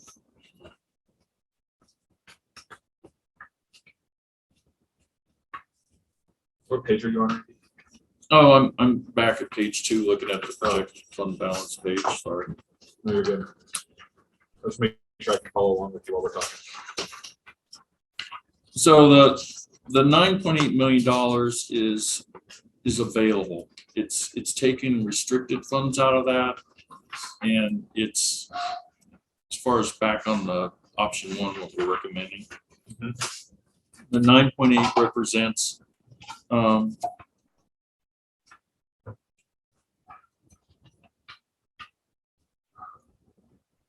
yeah, we took what was that? 18.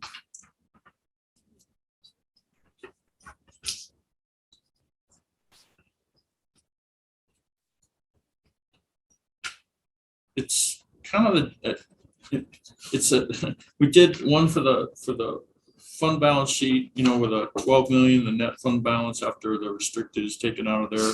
And if you subtract off the 5.5, you're at about 8 something. I don't know that we're taking into account the attrition and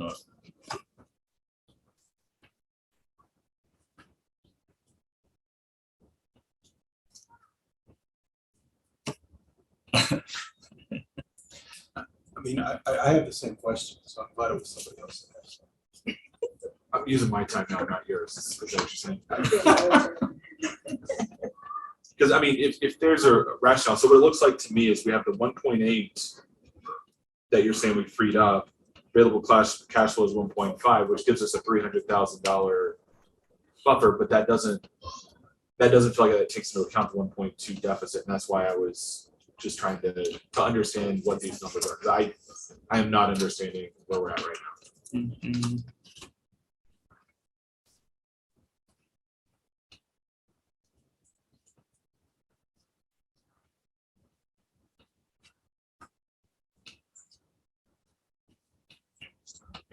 But not to make this more complicated, but when do you anticipate changing the 2023 numbers? Put them in the system. Yeah. Yeah, we'd have to have that done before the end of this month. They operations have to have access to using their budget by January 2nd or 1st. What we see on this page, what you intend to put in, basically. Yeah, not in detail, but yeah, it would be, we'd have it down to detail by account number. But then each month when we get together, you provide an update on the budget. You show what changes have been made and where you've been increased at, and deleted, that kind of stuff. Yeah, if I brought a resolution to the board and said, hey, as of this month or quarter, it looks like we need to make an adjustment to our original, and we probably will do that in January anyway, because we're thinking about doing a hybrid. So we'd lock in on whatever this number is, and then any adjustments and resolutions that I would propose and you guys would approve, I would then have to take those back through the original and show them as a revised budget adjustment on the original.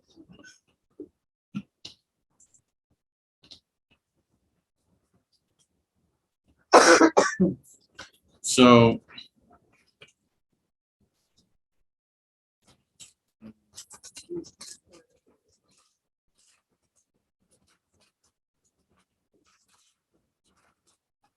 okay, so just working through a little math. While we're kind of waiting, I have some questions for a buddy over there called Gary. Sir, as you're eating out. Uh-oh. So the 1.4 in capital projects that we would be deferring. How comfortable are you about that? I'm sorry to put you on the spot, but I kind of need to. I'd have to see the projects. We went through them. I don't believe, I left no any safety or any urgent preventative maintenance projects. I left those in there. There was something like the suppression system that Carnegie. I can't speak for that number, and I think I'm obviously comfortable waiting another year. Keeping our fingers crossed. I know. But doing the planning in 2023, coming up with some permanent numbers and a little bit more planning on that, because it's going to be a very intrusive project, installing sprinkler systems in there. Well, we're not at that location. We're not under state historical fund contract at this point, but I would still want to run it past them. That could be a problem, but that could add some costs into it as well. Did you include costs associated with if you find asbestos or any other issues that may come across when they're installing there? We address that pretty quickly anytime it comes up, anytime that we have a project that we're firing up, like a KCH, we did an asbestos review again. And for the most, I mean, the district is clean of asbestos for the most part. And a lot of that was done prior to me coming here. Penrose was clean. And then this facility, we did abate tile during the renovation project. That's the So we jumped on that pretty quickly anytime that we have a project come up. They either have it left. And I think that, because, I mean, obviously, one concern is when the boiler went out. This building, or was it this building? And that was an unforeseen, because that was a deferred project, if I'm not mistaken. No, that wasn't necessarily a deferred project. I mean, we come in, working with manufacturer information, we target replacement dates, put them in long-term capital. Unfortunately, and we had this system inspected thoroughly, and our contractor said it was in pretty good condition. But, a pinhole leak occurred, it saturated all the refractory cement inside of it, and it all collapsed. And, unfortunately, it's mechanical systems that happen. So the good thing is we have boilers here. We have the same boilers at East, so those have been replaced in the energy performance contract. Penrose boilers are a little bit older, but they were done in 2000. So yeah, knock on wood type situation. It is, unfortunately. Yeah. It's not your car. Yeah, well, I don't know if you want to bring my car into it. But, the only other thing that I think that when we discussed this during the IA meeting yesterday was, I think that we had maybe thought we could bring some of those projects in again at a later date if we needed to, if there was some funding still available. We could bring some of the smaller ones in possibly. Sure, and I'm always looking at any of the smaller projects towards the end of the year. If we have contingency funds, if I have a contingency account that's built up pretty high, I'll try and knock some of the smaller projects out, even the ones that are requested for next year, so that they're not hitting the budget. We get them out of the way. So, okay. I don't know if I give you enough time, Randy. Well, so I can ask more questions if you'd like. yeah, no, but what I did notice, because I went forward to the actual budget packet behind the resolution, and so the only thing that I can make sense out of with the projected fund balance number we're looking at on the option sheet is that the number is wrong.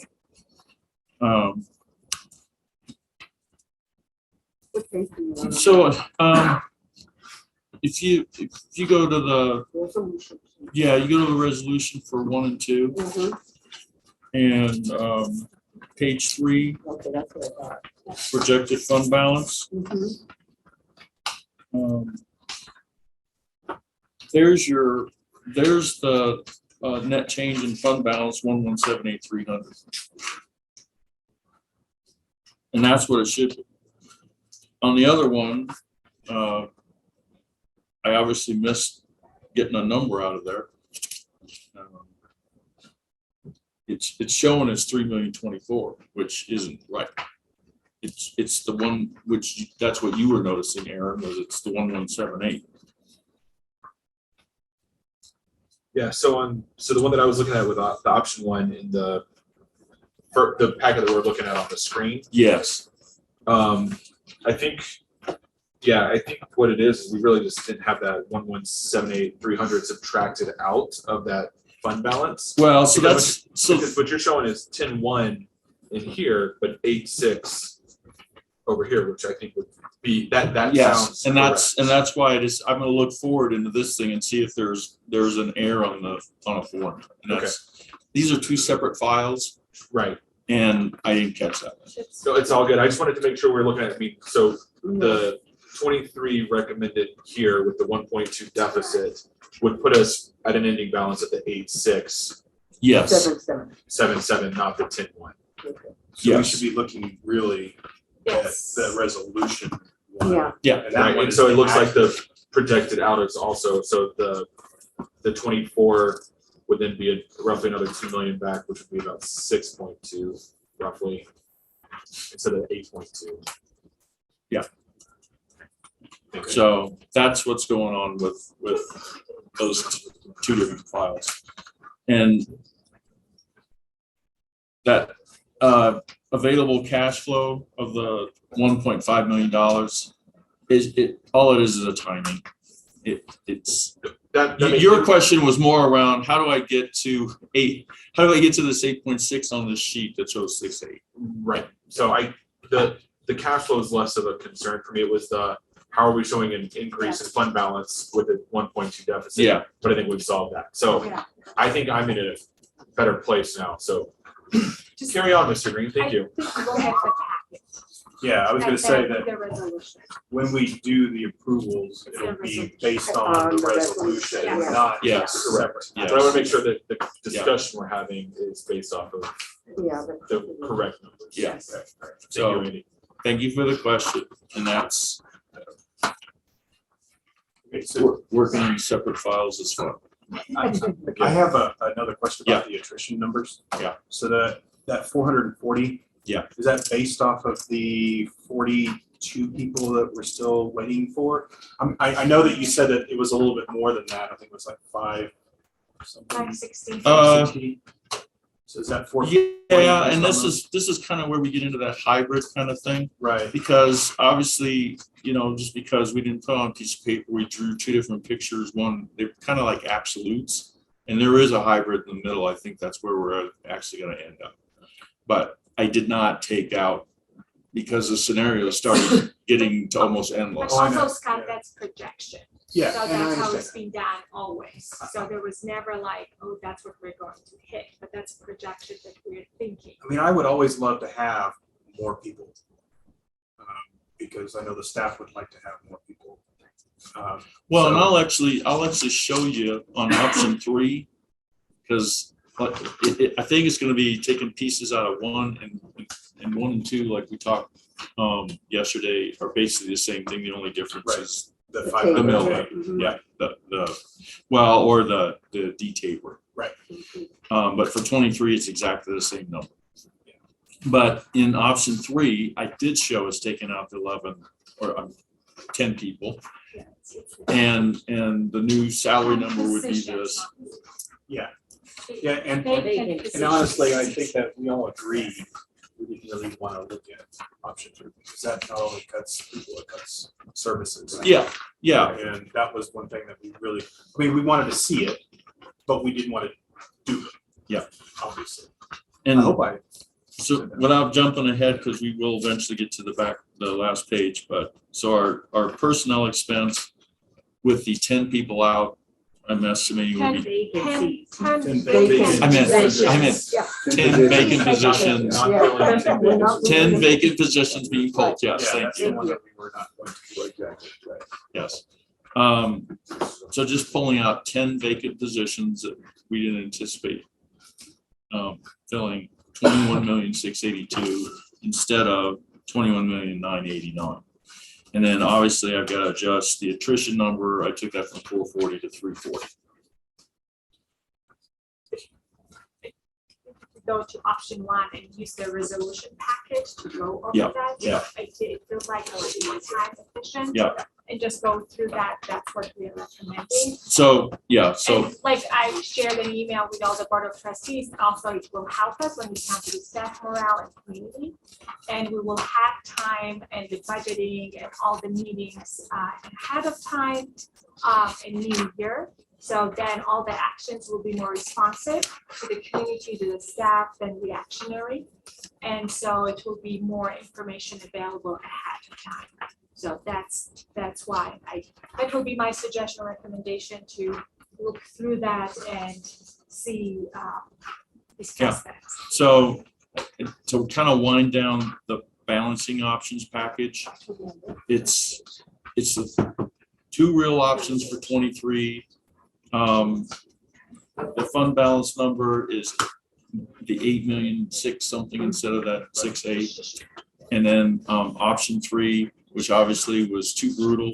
And there is a hybrid in there as maybe an option 4 that we probably will work on early part of January and decide what we're going to do there. So there really isn't a whole lot more in this to discuss that I can't like kind of jump over into the resolution for 1 and 2, which is what we're recommending. That's what Greg, we suggested that actually the hybrid, but it was suggested a hybrid option at internal affairs. I know some of the board of trustees went there. The hybrid option was to look at the option 1, like capital projects and also programs, and just kind of combine and see that make some reductions in both. But then what we requested, since we have statutory deadline for the budget to be adopted by the board of trustees, we requested for that to be adopted, the option 1 possible today, and for us to go back and make a budget adjustment in 2023 with the hybrid option. So let me ask a question. Option 3 kept all of our capital funding the same. Yes. It was just programmatic. Yes. Yeah, it was a lower attrition. It was taking 10 vacant positions out and left capital alone at 2.4, the number that we showed you in November, and did not have a number in there for the ballot. Do not hear that I'm advocating for this. I'm just asking a question. This is not what I am proposing. I'm ready. Just asking the question. So theoretically, we could take option 1 and option 3 and be in the green because those were separate pieces, or not maybe quite in the green, but very, very, very low deficit at that point because they were separate recommendations with very little overlap.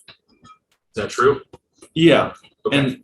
and on Again, the not my proposal, okay? I'm just asking a clarifying question. It's more like hybrid version of option, right? Right. I mean, like if we did a both and approach, we would get the budget very close to 3-0. Yeah. And that's my question. Yeah. It would be sharing pain everywhere. I'm not. No, I know, I'm just saying, that was part of the discussion. Right. Is that to trying to make it clear what's at stake. Yeah. When we go out and talk to people, that in order to balance the budget, these are things that we did. And I'm not saying I love it either. No, I'm just saying. Like in an ideal world, we wouldn't have to be making these types of decisions. The problem is we're having to pay for some of our functions, right? Like there were things that were done in the past where we had larger budgets than what we could really hold to and sustain. And we're having to come in and make hard choices and make hard decisions. I mean, it's not comfortable, and frankly, like, there's already a lot of people out there that don't particularly care for me. So for me to be the one saying, well, we need to just cut a lot of other things, get the budget in order, doesn't make me friendly to anybody out here in our community. But the reality is, like, we're put here to make hard decisions, right? We're here to do what's best for the library, and operating at a deficit, multi-million-dollar deficit year over year, is not what's best for the library. And so we have to make hard decisions. That's like, we are the leaders here to come in and make this. And so uncomfortable as it is, this is really what we have to do.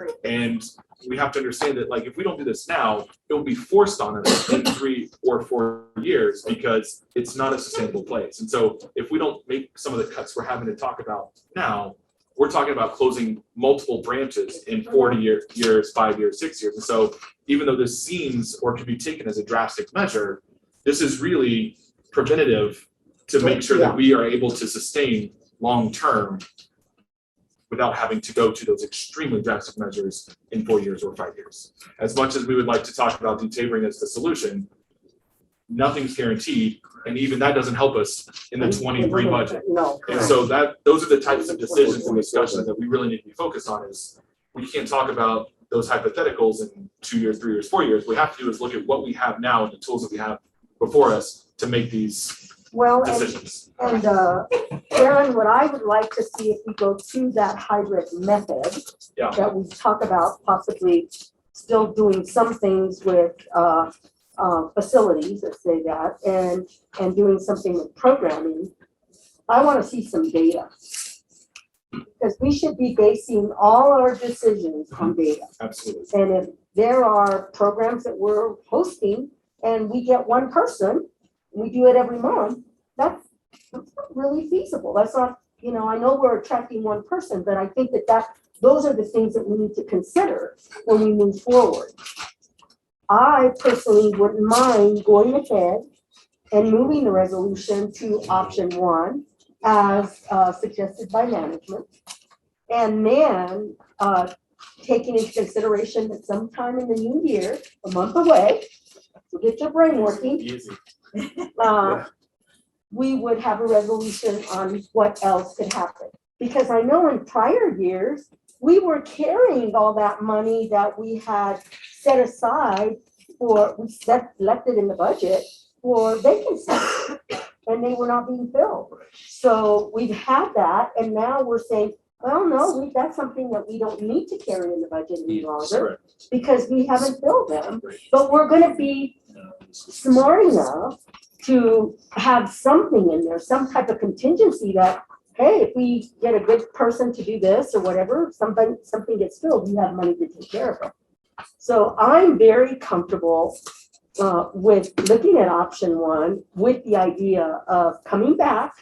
And I know poor Randy and Tiona and everybody else that's worked on this, they must have, I would think that you would have like a brain freeze or something.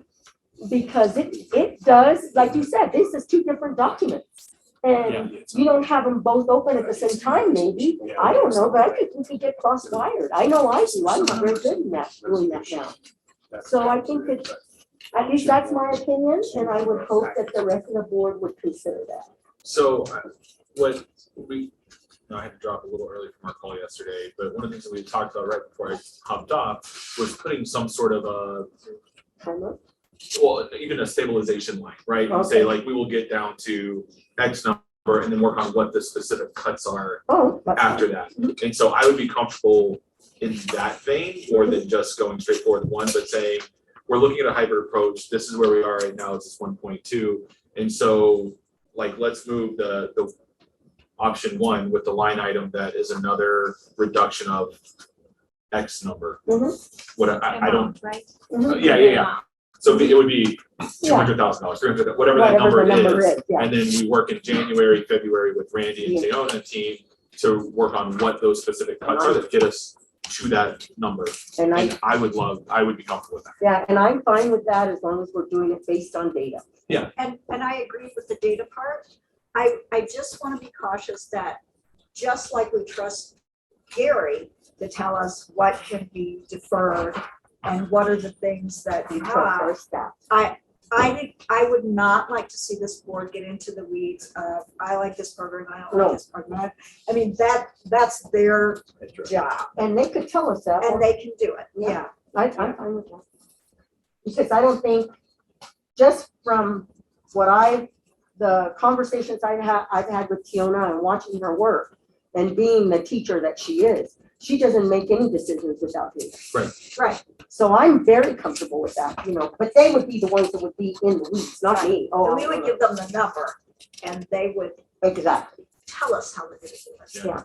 Yeah. So I And have a couple ideas of where I am as far as what that number would be from the education world, like the budget stabilization number, like that's what we talk about all the time. So I don't know what other people think what that number would be. I would love to hear kind of, well, I get that. I'm just curious, like where people, I mean, we're basically 1.2, right? So saying that we're gonna cut another 200,000 gets us to the $1 million deficit. We could do 300,000, get us underneath. I mean, I don't know where people are comfortable, and it's tough to know exactly. I know we have it's a lot to weed through, but we have some of the specific cuts from option 3 that have been recommended. And so that's kind of where I'm at. I would be sort of in the, it's spitballing here, but in the 250 to 300 range, get us well below that $1 million mark. I think it's a really good step in making sure that we've got a tenable budget that can keep us moving forward. Aaron, so one thing that, and I've been kind of watching this number, and it, like we talked earlier, it changes like constantly. That 1.78 or 1178 is figured off an attrition vacancy number of 1 million. It's an average number. It does not really take into account what we might pick up off from the capital funds that I have to roll forward, and we're going to say, yeah, we're not rolling this one forward. And so in January, we may see that $200,000 or $300,000 number you're looking for then, because we're gonna have a better idea of what's going on with the capital. Which is great. So I'm just giving you a reference point. So we can, yeah, I'm just giving you a reference point. and I appreciate that. And that's where I think where we're coming from is what is the bottom number that we as a board are okay with, and then where that money comes from, whether it's a rollover or additional cuts or whatever. I don't think we're as concerned about as far as like what is the deficit that we're okay taking. What you're comfortable with. Correct. Yeah. And so I appreciate that. I think it's great context. But for me, like, You're just what's the bottom line? Yeah, you want to know. Yeah. Because I was doing. I thought you suggested 10 salad. I did not suggest to you. I don't know why you're saying that. now you're bringing people, be careful. No people. I'm going to go on record. I did not. Why we're not having pizza out of work. So, It's your fault. All right, so To your point, Yes, sir. I would just like to see how much better we can get. What did you say, Scott? To see how much better we can get, how much we can improve, because yes, I agree. Anything that's in the red, hey, that's not great. 1.2 million, I would be better if we could get it down below 1 million, possibly even down to 500. I mean, that would be great, but that's gonna really stretch it, I think. That's what kind of. Yeah, I was gonna say So 500 would be like my ideal scenario for this year, but I don't Zero expect would that we're be gonna. ideal, Well, yes, but considering where we started with, Right, the initial budget we saw was 3. in October was even more than that. It was almost 30% over revenue. So the fact that we've come down this far is a huge testament to Randy, Tiona, their team as far as making those cuts. And so considering where we started with 30% over, to come down even to 1 million, I think is really good. I see a path that we could even get. I would love, my ideal would be to hit the 750 mark. And then we look at what that step might be to get us close to a balanced budget for 24. And it's be really tough with having the ballot measure in there where we're having to cut a $500,000 check, but that's a little bit playing in the future. This budget doesn't include the 30,000 that we were discussing yesterday. It does not.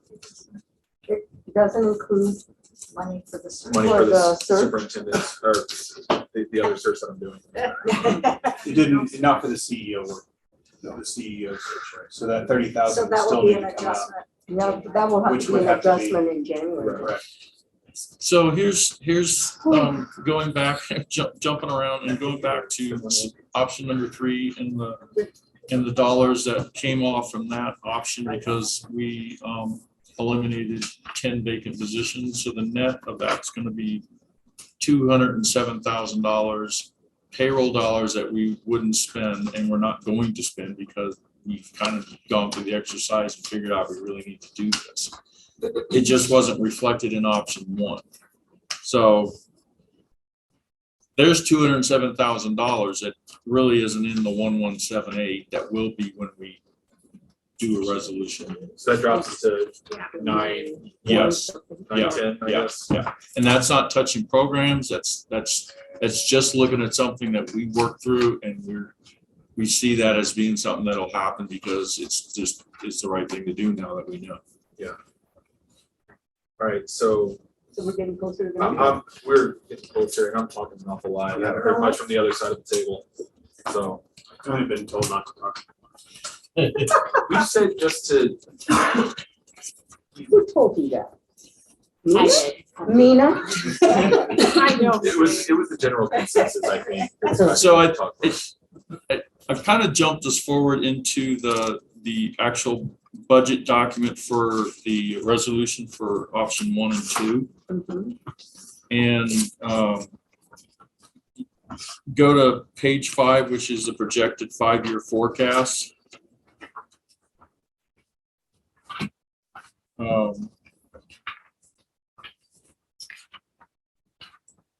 Again, we're talking about 23, and so the number again, as it was showing up in the schedule on the other one, is 1,178,000. Really pretty sure we're going to take about $200,000 out of that number just because of something we've already decided to do. And then work your way down to, you see that 10,177,000 number again. Mhm.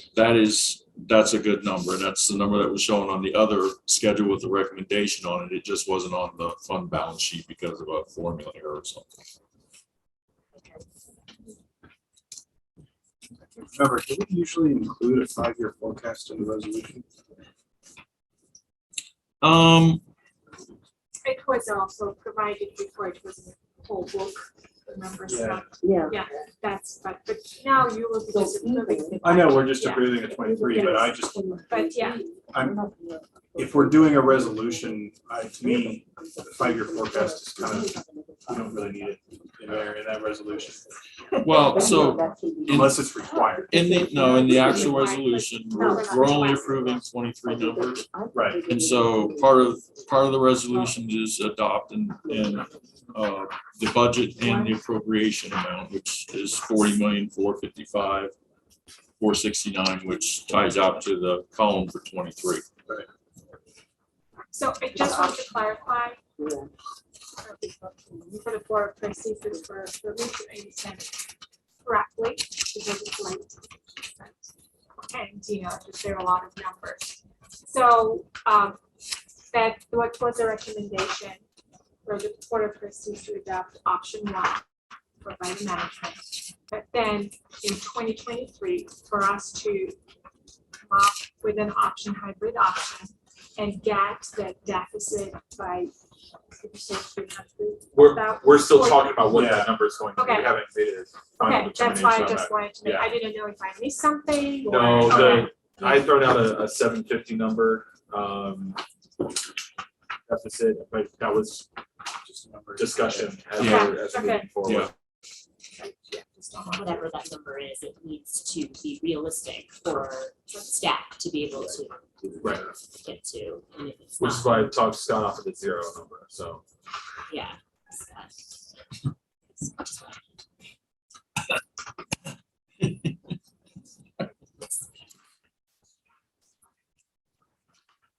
All right, so So I think they're still discussing that, the number, right? Yeah, so. Yeah, I don't know. I don't know if I could we- discuss it. I've thrown out 750, no one really No. said something different or agreed. So. I mean, I would be happy if it's under $1 million, to be honest, If but. it's under a million. Well, it's not, we're already there with the 200,000 that he's Yeah. taking off of it, and so, especially if we're talking about some of the capital funds that we can roll over, I don't think 750 is a really unrealistic number to hit, based off of the 200 that's already talked about, potential capitals being rolled over, and some of the data that we talked about as far as programmatic. So that's why I came with the 750, but again, that's.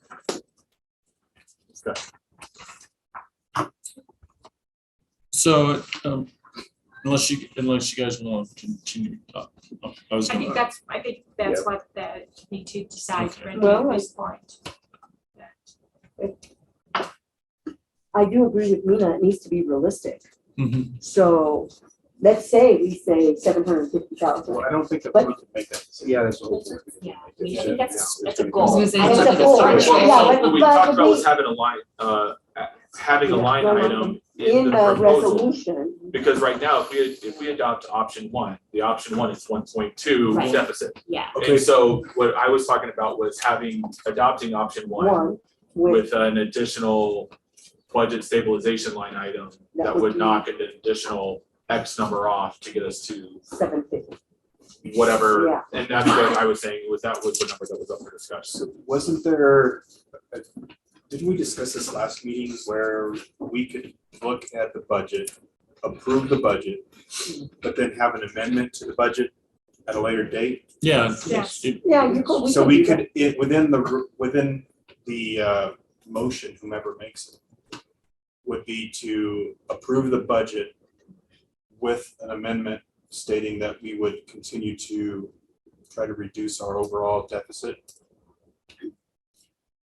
Or something to that I would effect. I really thought like that to- that was, no, I'm sorry. Go ahead. No, go ahead. Well, I was just, I thought that was what was discussed last time during our many hours of going through the budget.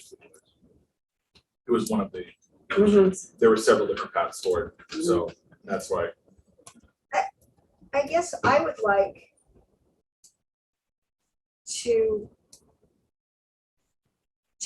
to not figure out what that number is until I see the real numbers. I mean, it's 200 off here and maybe there's some more over here and I don't want to just pick an arbitrary number Okay. until we have more data personally. I think we all agree on the goal is, you know, and that we expect a budget resolution in January or whatever to make adjustments.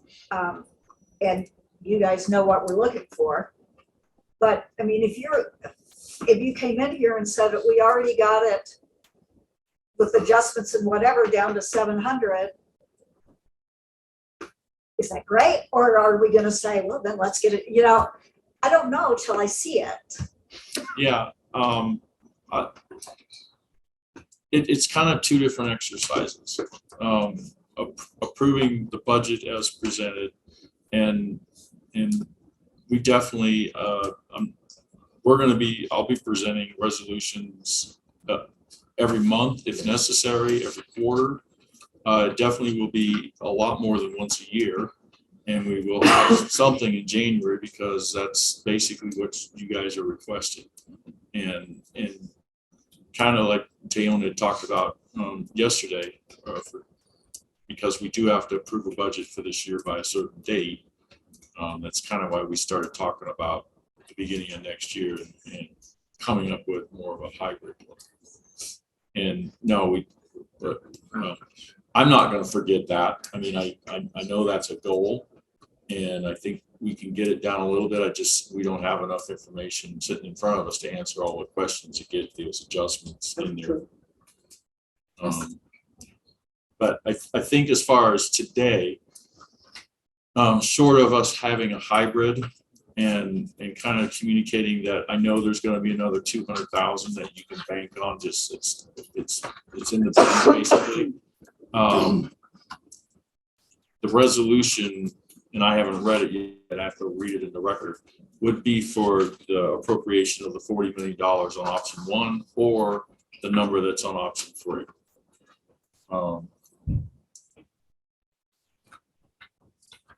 And I don't know if we could put if it's a normal thing to put an amendment on there to say you're going to do this later. I think it's the understanding that you have that power for me to do that for you. And you know, if we decide we're gonna adjust our budget, then it's gonna get adjusted. I don't know that we have to put it into a resolution. It's just, it's gonna happen because you want it to. I think what Scott was saying, that's to do the motion.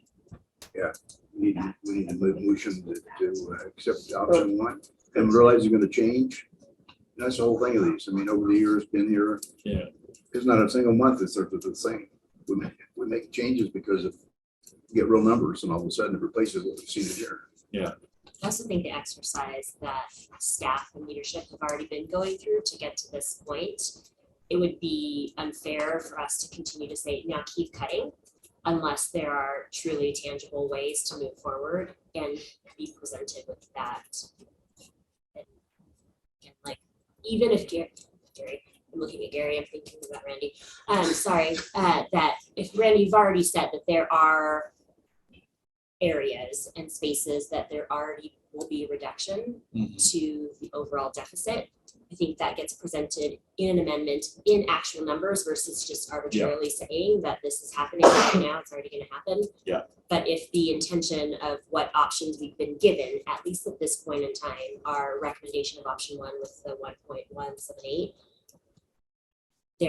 I think there is some understanding that that's been an agreement that's come across all of staff and not just people in this room. I mean, a lot of people put time and effort into making this what it is, but recognizing that we cannot continue to move in this manner, and nor should we keep this the way it is. So if there's an intention of staff to be able to reduce this by, say again, just a stretch goal or just something in your head without creating unrealistic expectations. That's really how I would approach something like this. So just on the other side, it's where I'm not, I appreciate the exercise that's already happened, and I've stated that. Yeah.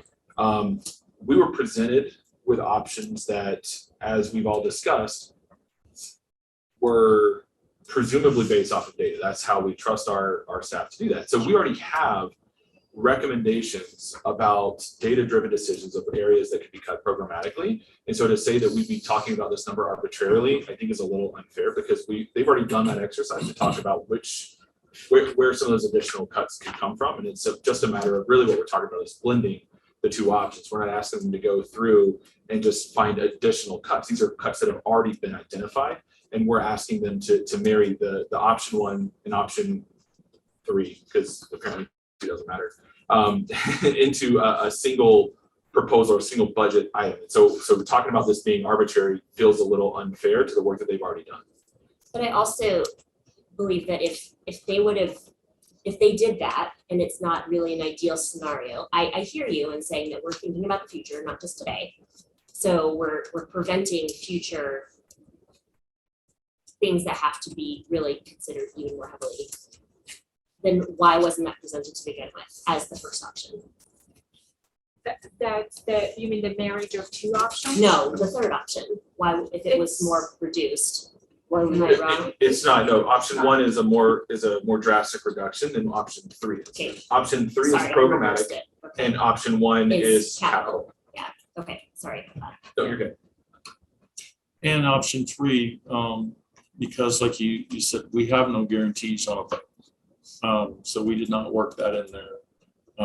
We looked at kind of worst case on revenue, and then what it would take to get us down to a number that we thought we could live with. I think that's also what the Board of Trustees requested last time, to look at the programmatic and services and identify areas if it's possible. We did that, and also we talked about that, okay, what would be less painful, and that was option one. And at this point, yes, we did not, it did not occur to us that just to marry two options. And like I mentioned, there's also time constraints that we've been working under. You're making like 3 weeks to put all this together.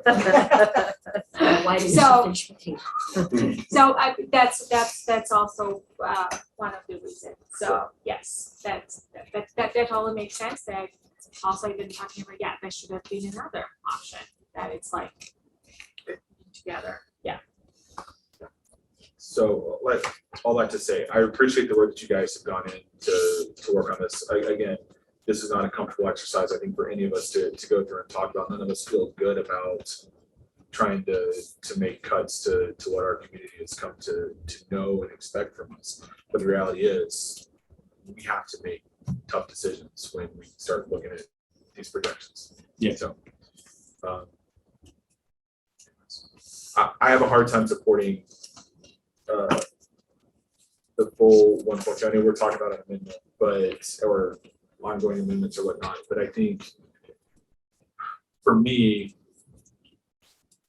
talking about what we are comfortable with as a board from a budgetary perspective makes more sense, because again, we have been presented with those options of what that's going to be. So it's more of a, here's $20, go to the store, you can kind of choose what you buy with it, right? And so what we're saying is we're gonna allow a deficit of X number of dollars, and however you want to jigsaw those cuts, we trust you guys to make the right decisions for our community based off of the data that you have, based off of the recommendations that you've already provided to us.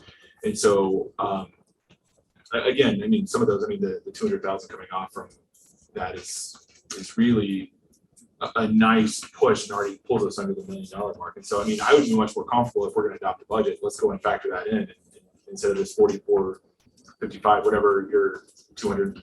It wasn't exactly 200. I'm just using that, but subtract that off and use that in the resolution itself. And that way, we are approving a budget that's less than $1 million deficit. And then if we can make additional cuts, I think that would be an ideal situation to get us in as strong of a financial position as we can be moving forward. But that would be my recommendation.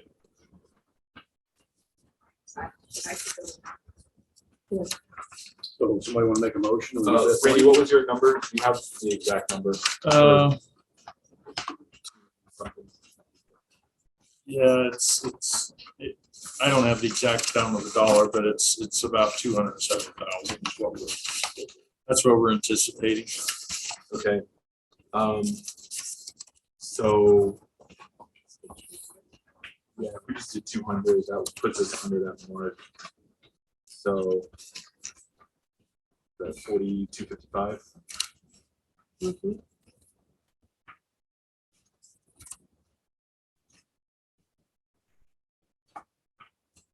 So I can make the motion. Do you want me to read the whole resolution? Yes, please. All right. No, I was gonna say, that's what I had, no, If you would like. Hey, by all means. I just like doing that last year. It's all good, man.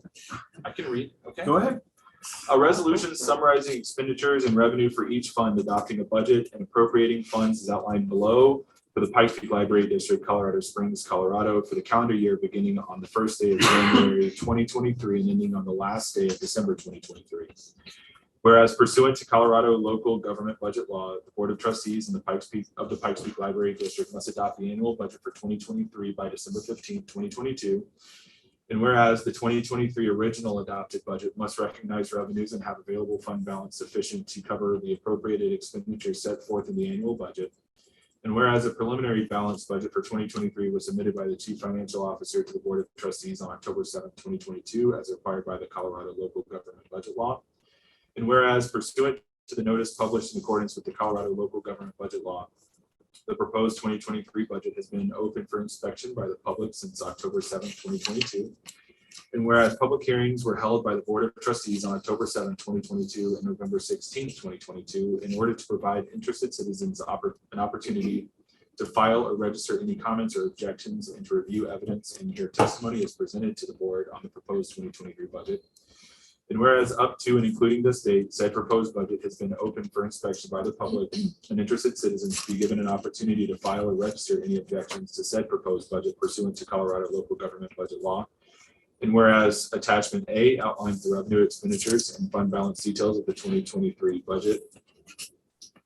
And whereas all expenditure changes made to the preliminary balance budget to revenue and available fund balances are incorporated in the original adopted budget as required by Colorado local government budget law.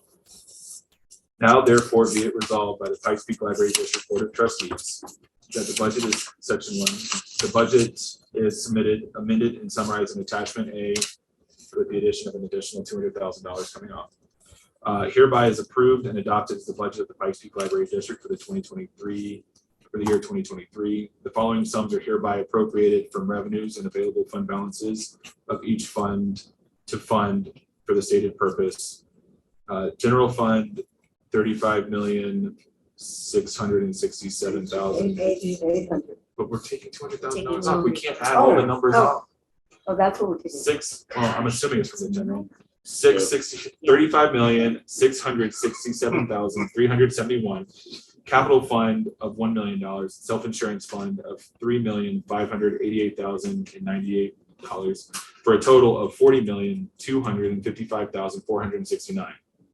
That the budget hereby be approved and adopted shall be signed by the interim chief librarian, chief executive officer, filed with the Colorado Department of Local Affairs, Division of Local Government, and made a part of the public records of the Pikes Peak Library District. Wait a second. I'll second that. Okay, all in favor, say aye. Aye. All opposed, say nay. Okay, motion passed. Let me say, after reading all that, nobody's going to second it. I'm going to.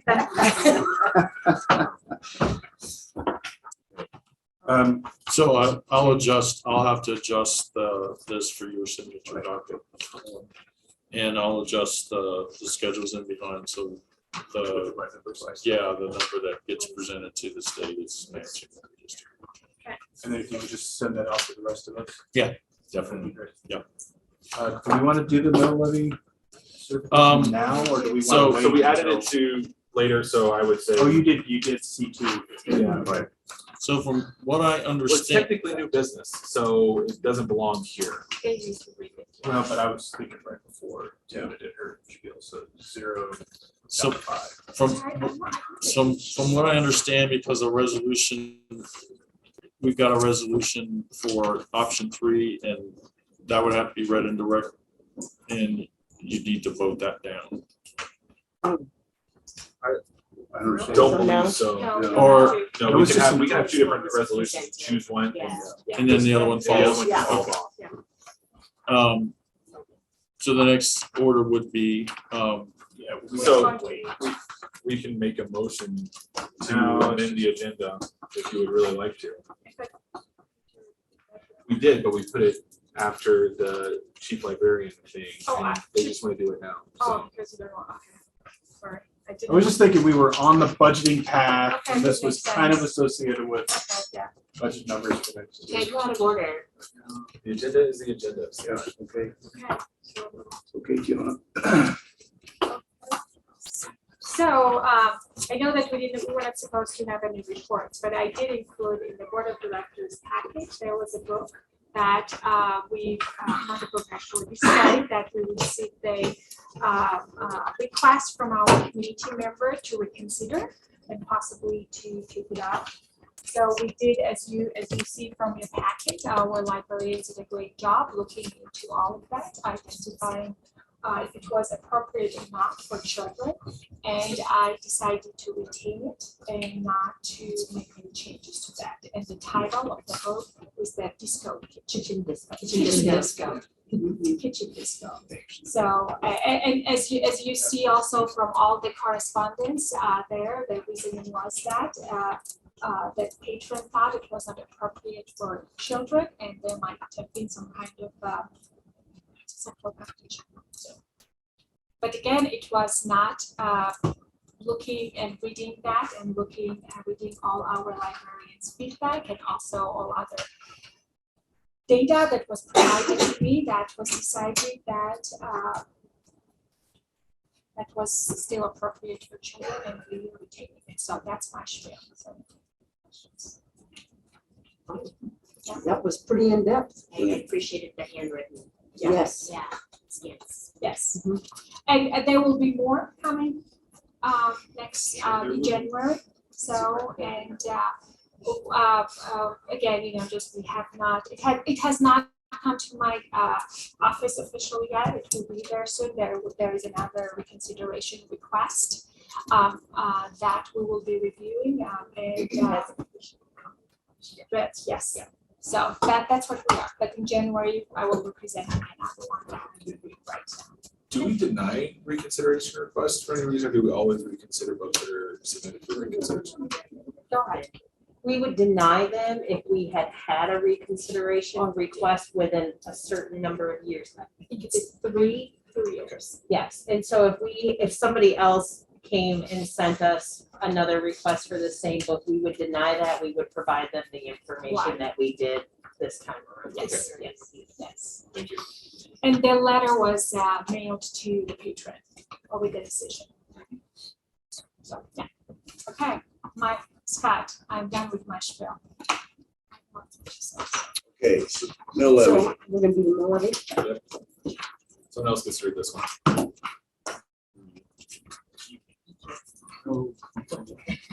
I mean, but do you want to be a member like that's her last board of trustees? So exciting. Well, Aaron did do an excellent job on the other one. I might have more inflection than you.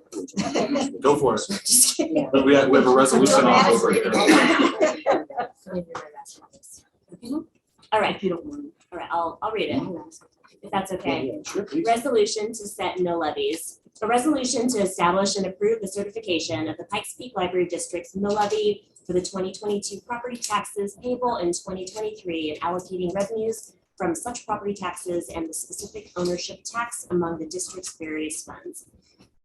Whereas the El Paso County Assessor has certified the value of all real property in the Pikes Peak Library District for the year 2022 for taxes to be collected in the year 2023 in the total amount of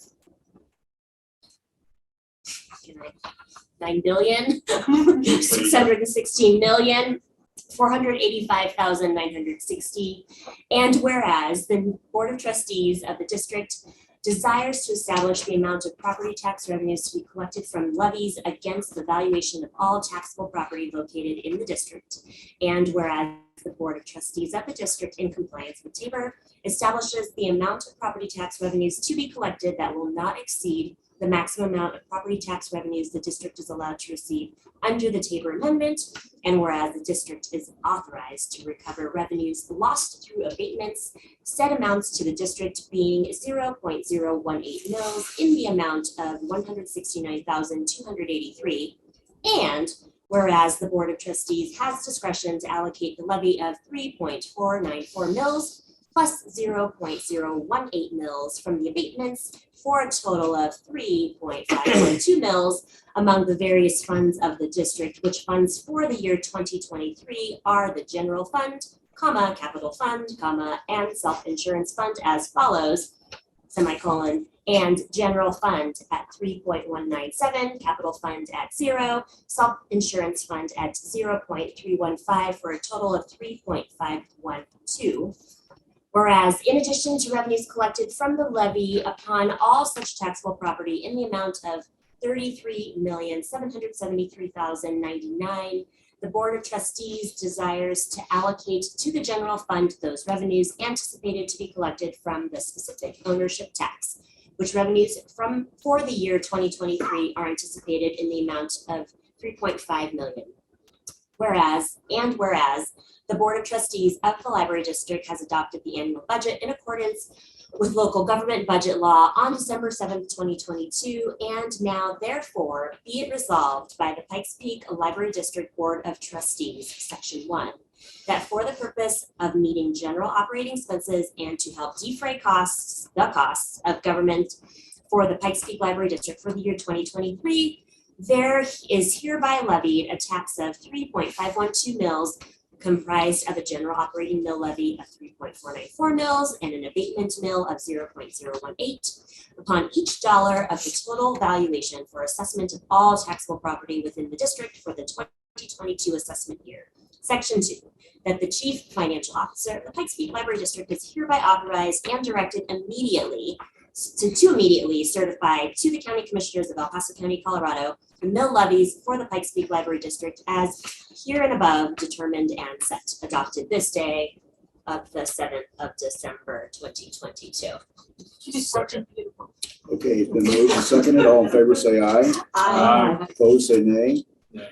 Okay. All right. Say aye, man. Okay. That's approved. All right. I want to bring something up. I know that we're almost in adjournment, but I wanted to let the board know exactly where we're at with the CEO search. You should have received several documents in your email today regarding the CEO search. I would ask you especially to read the document on the, and it's a draft document on the procedures for the search.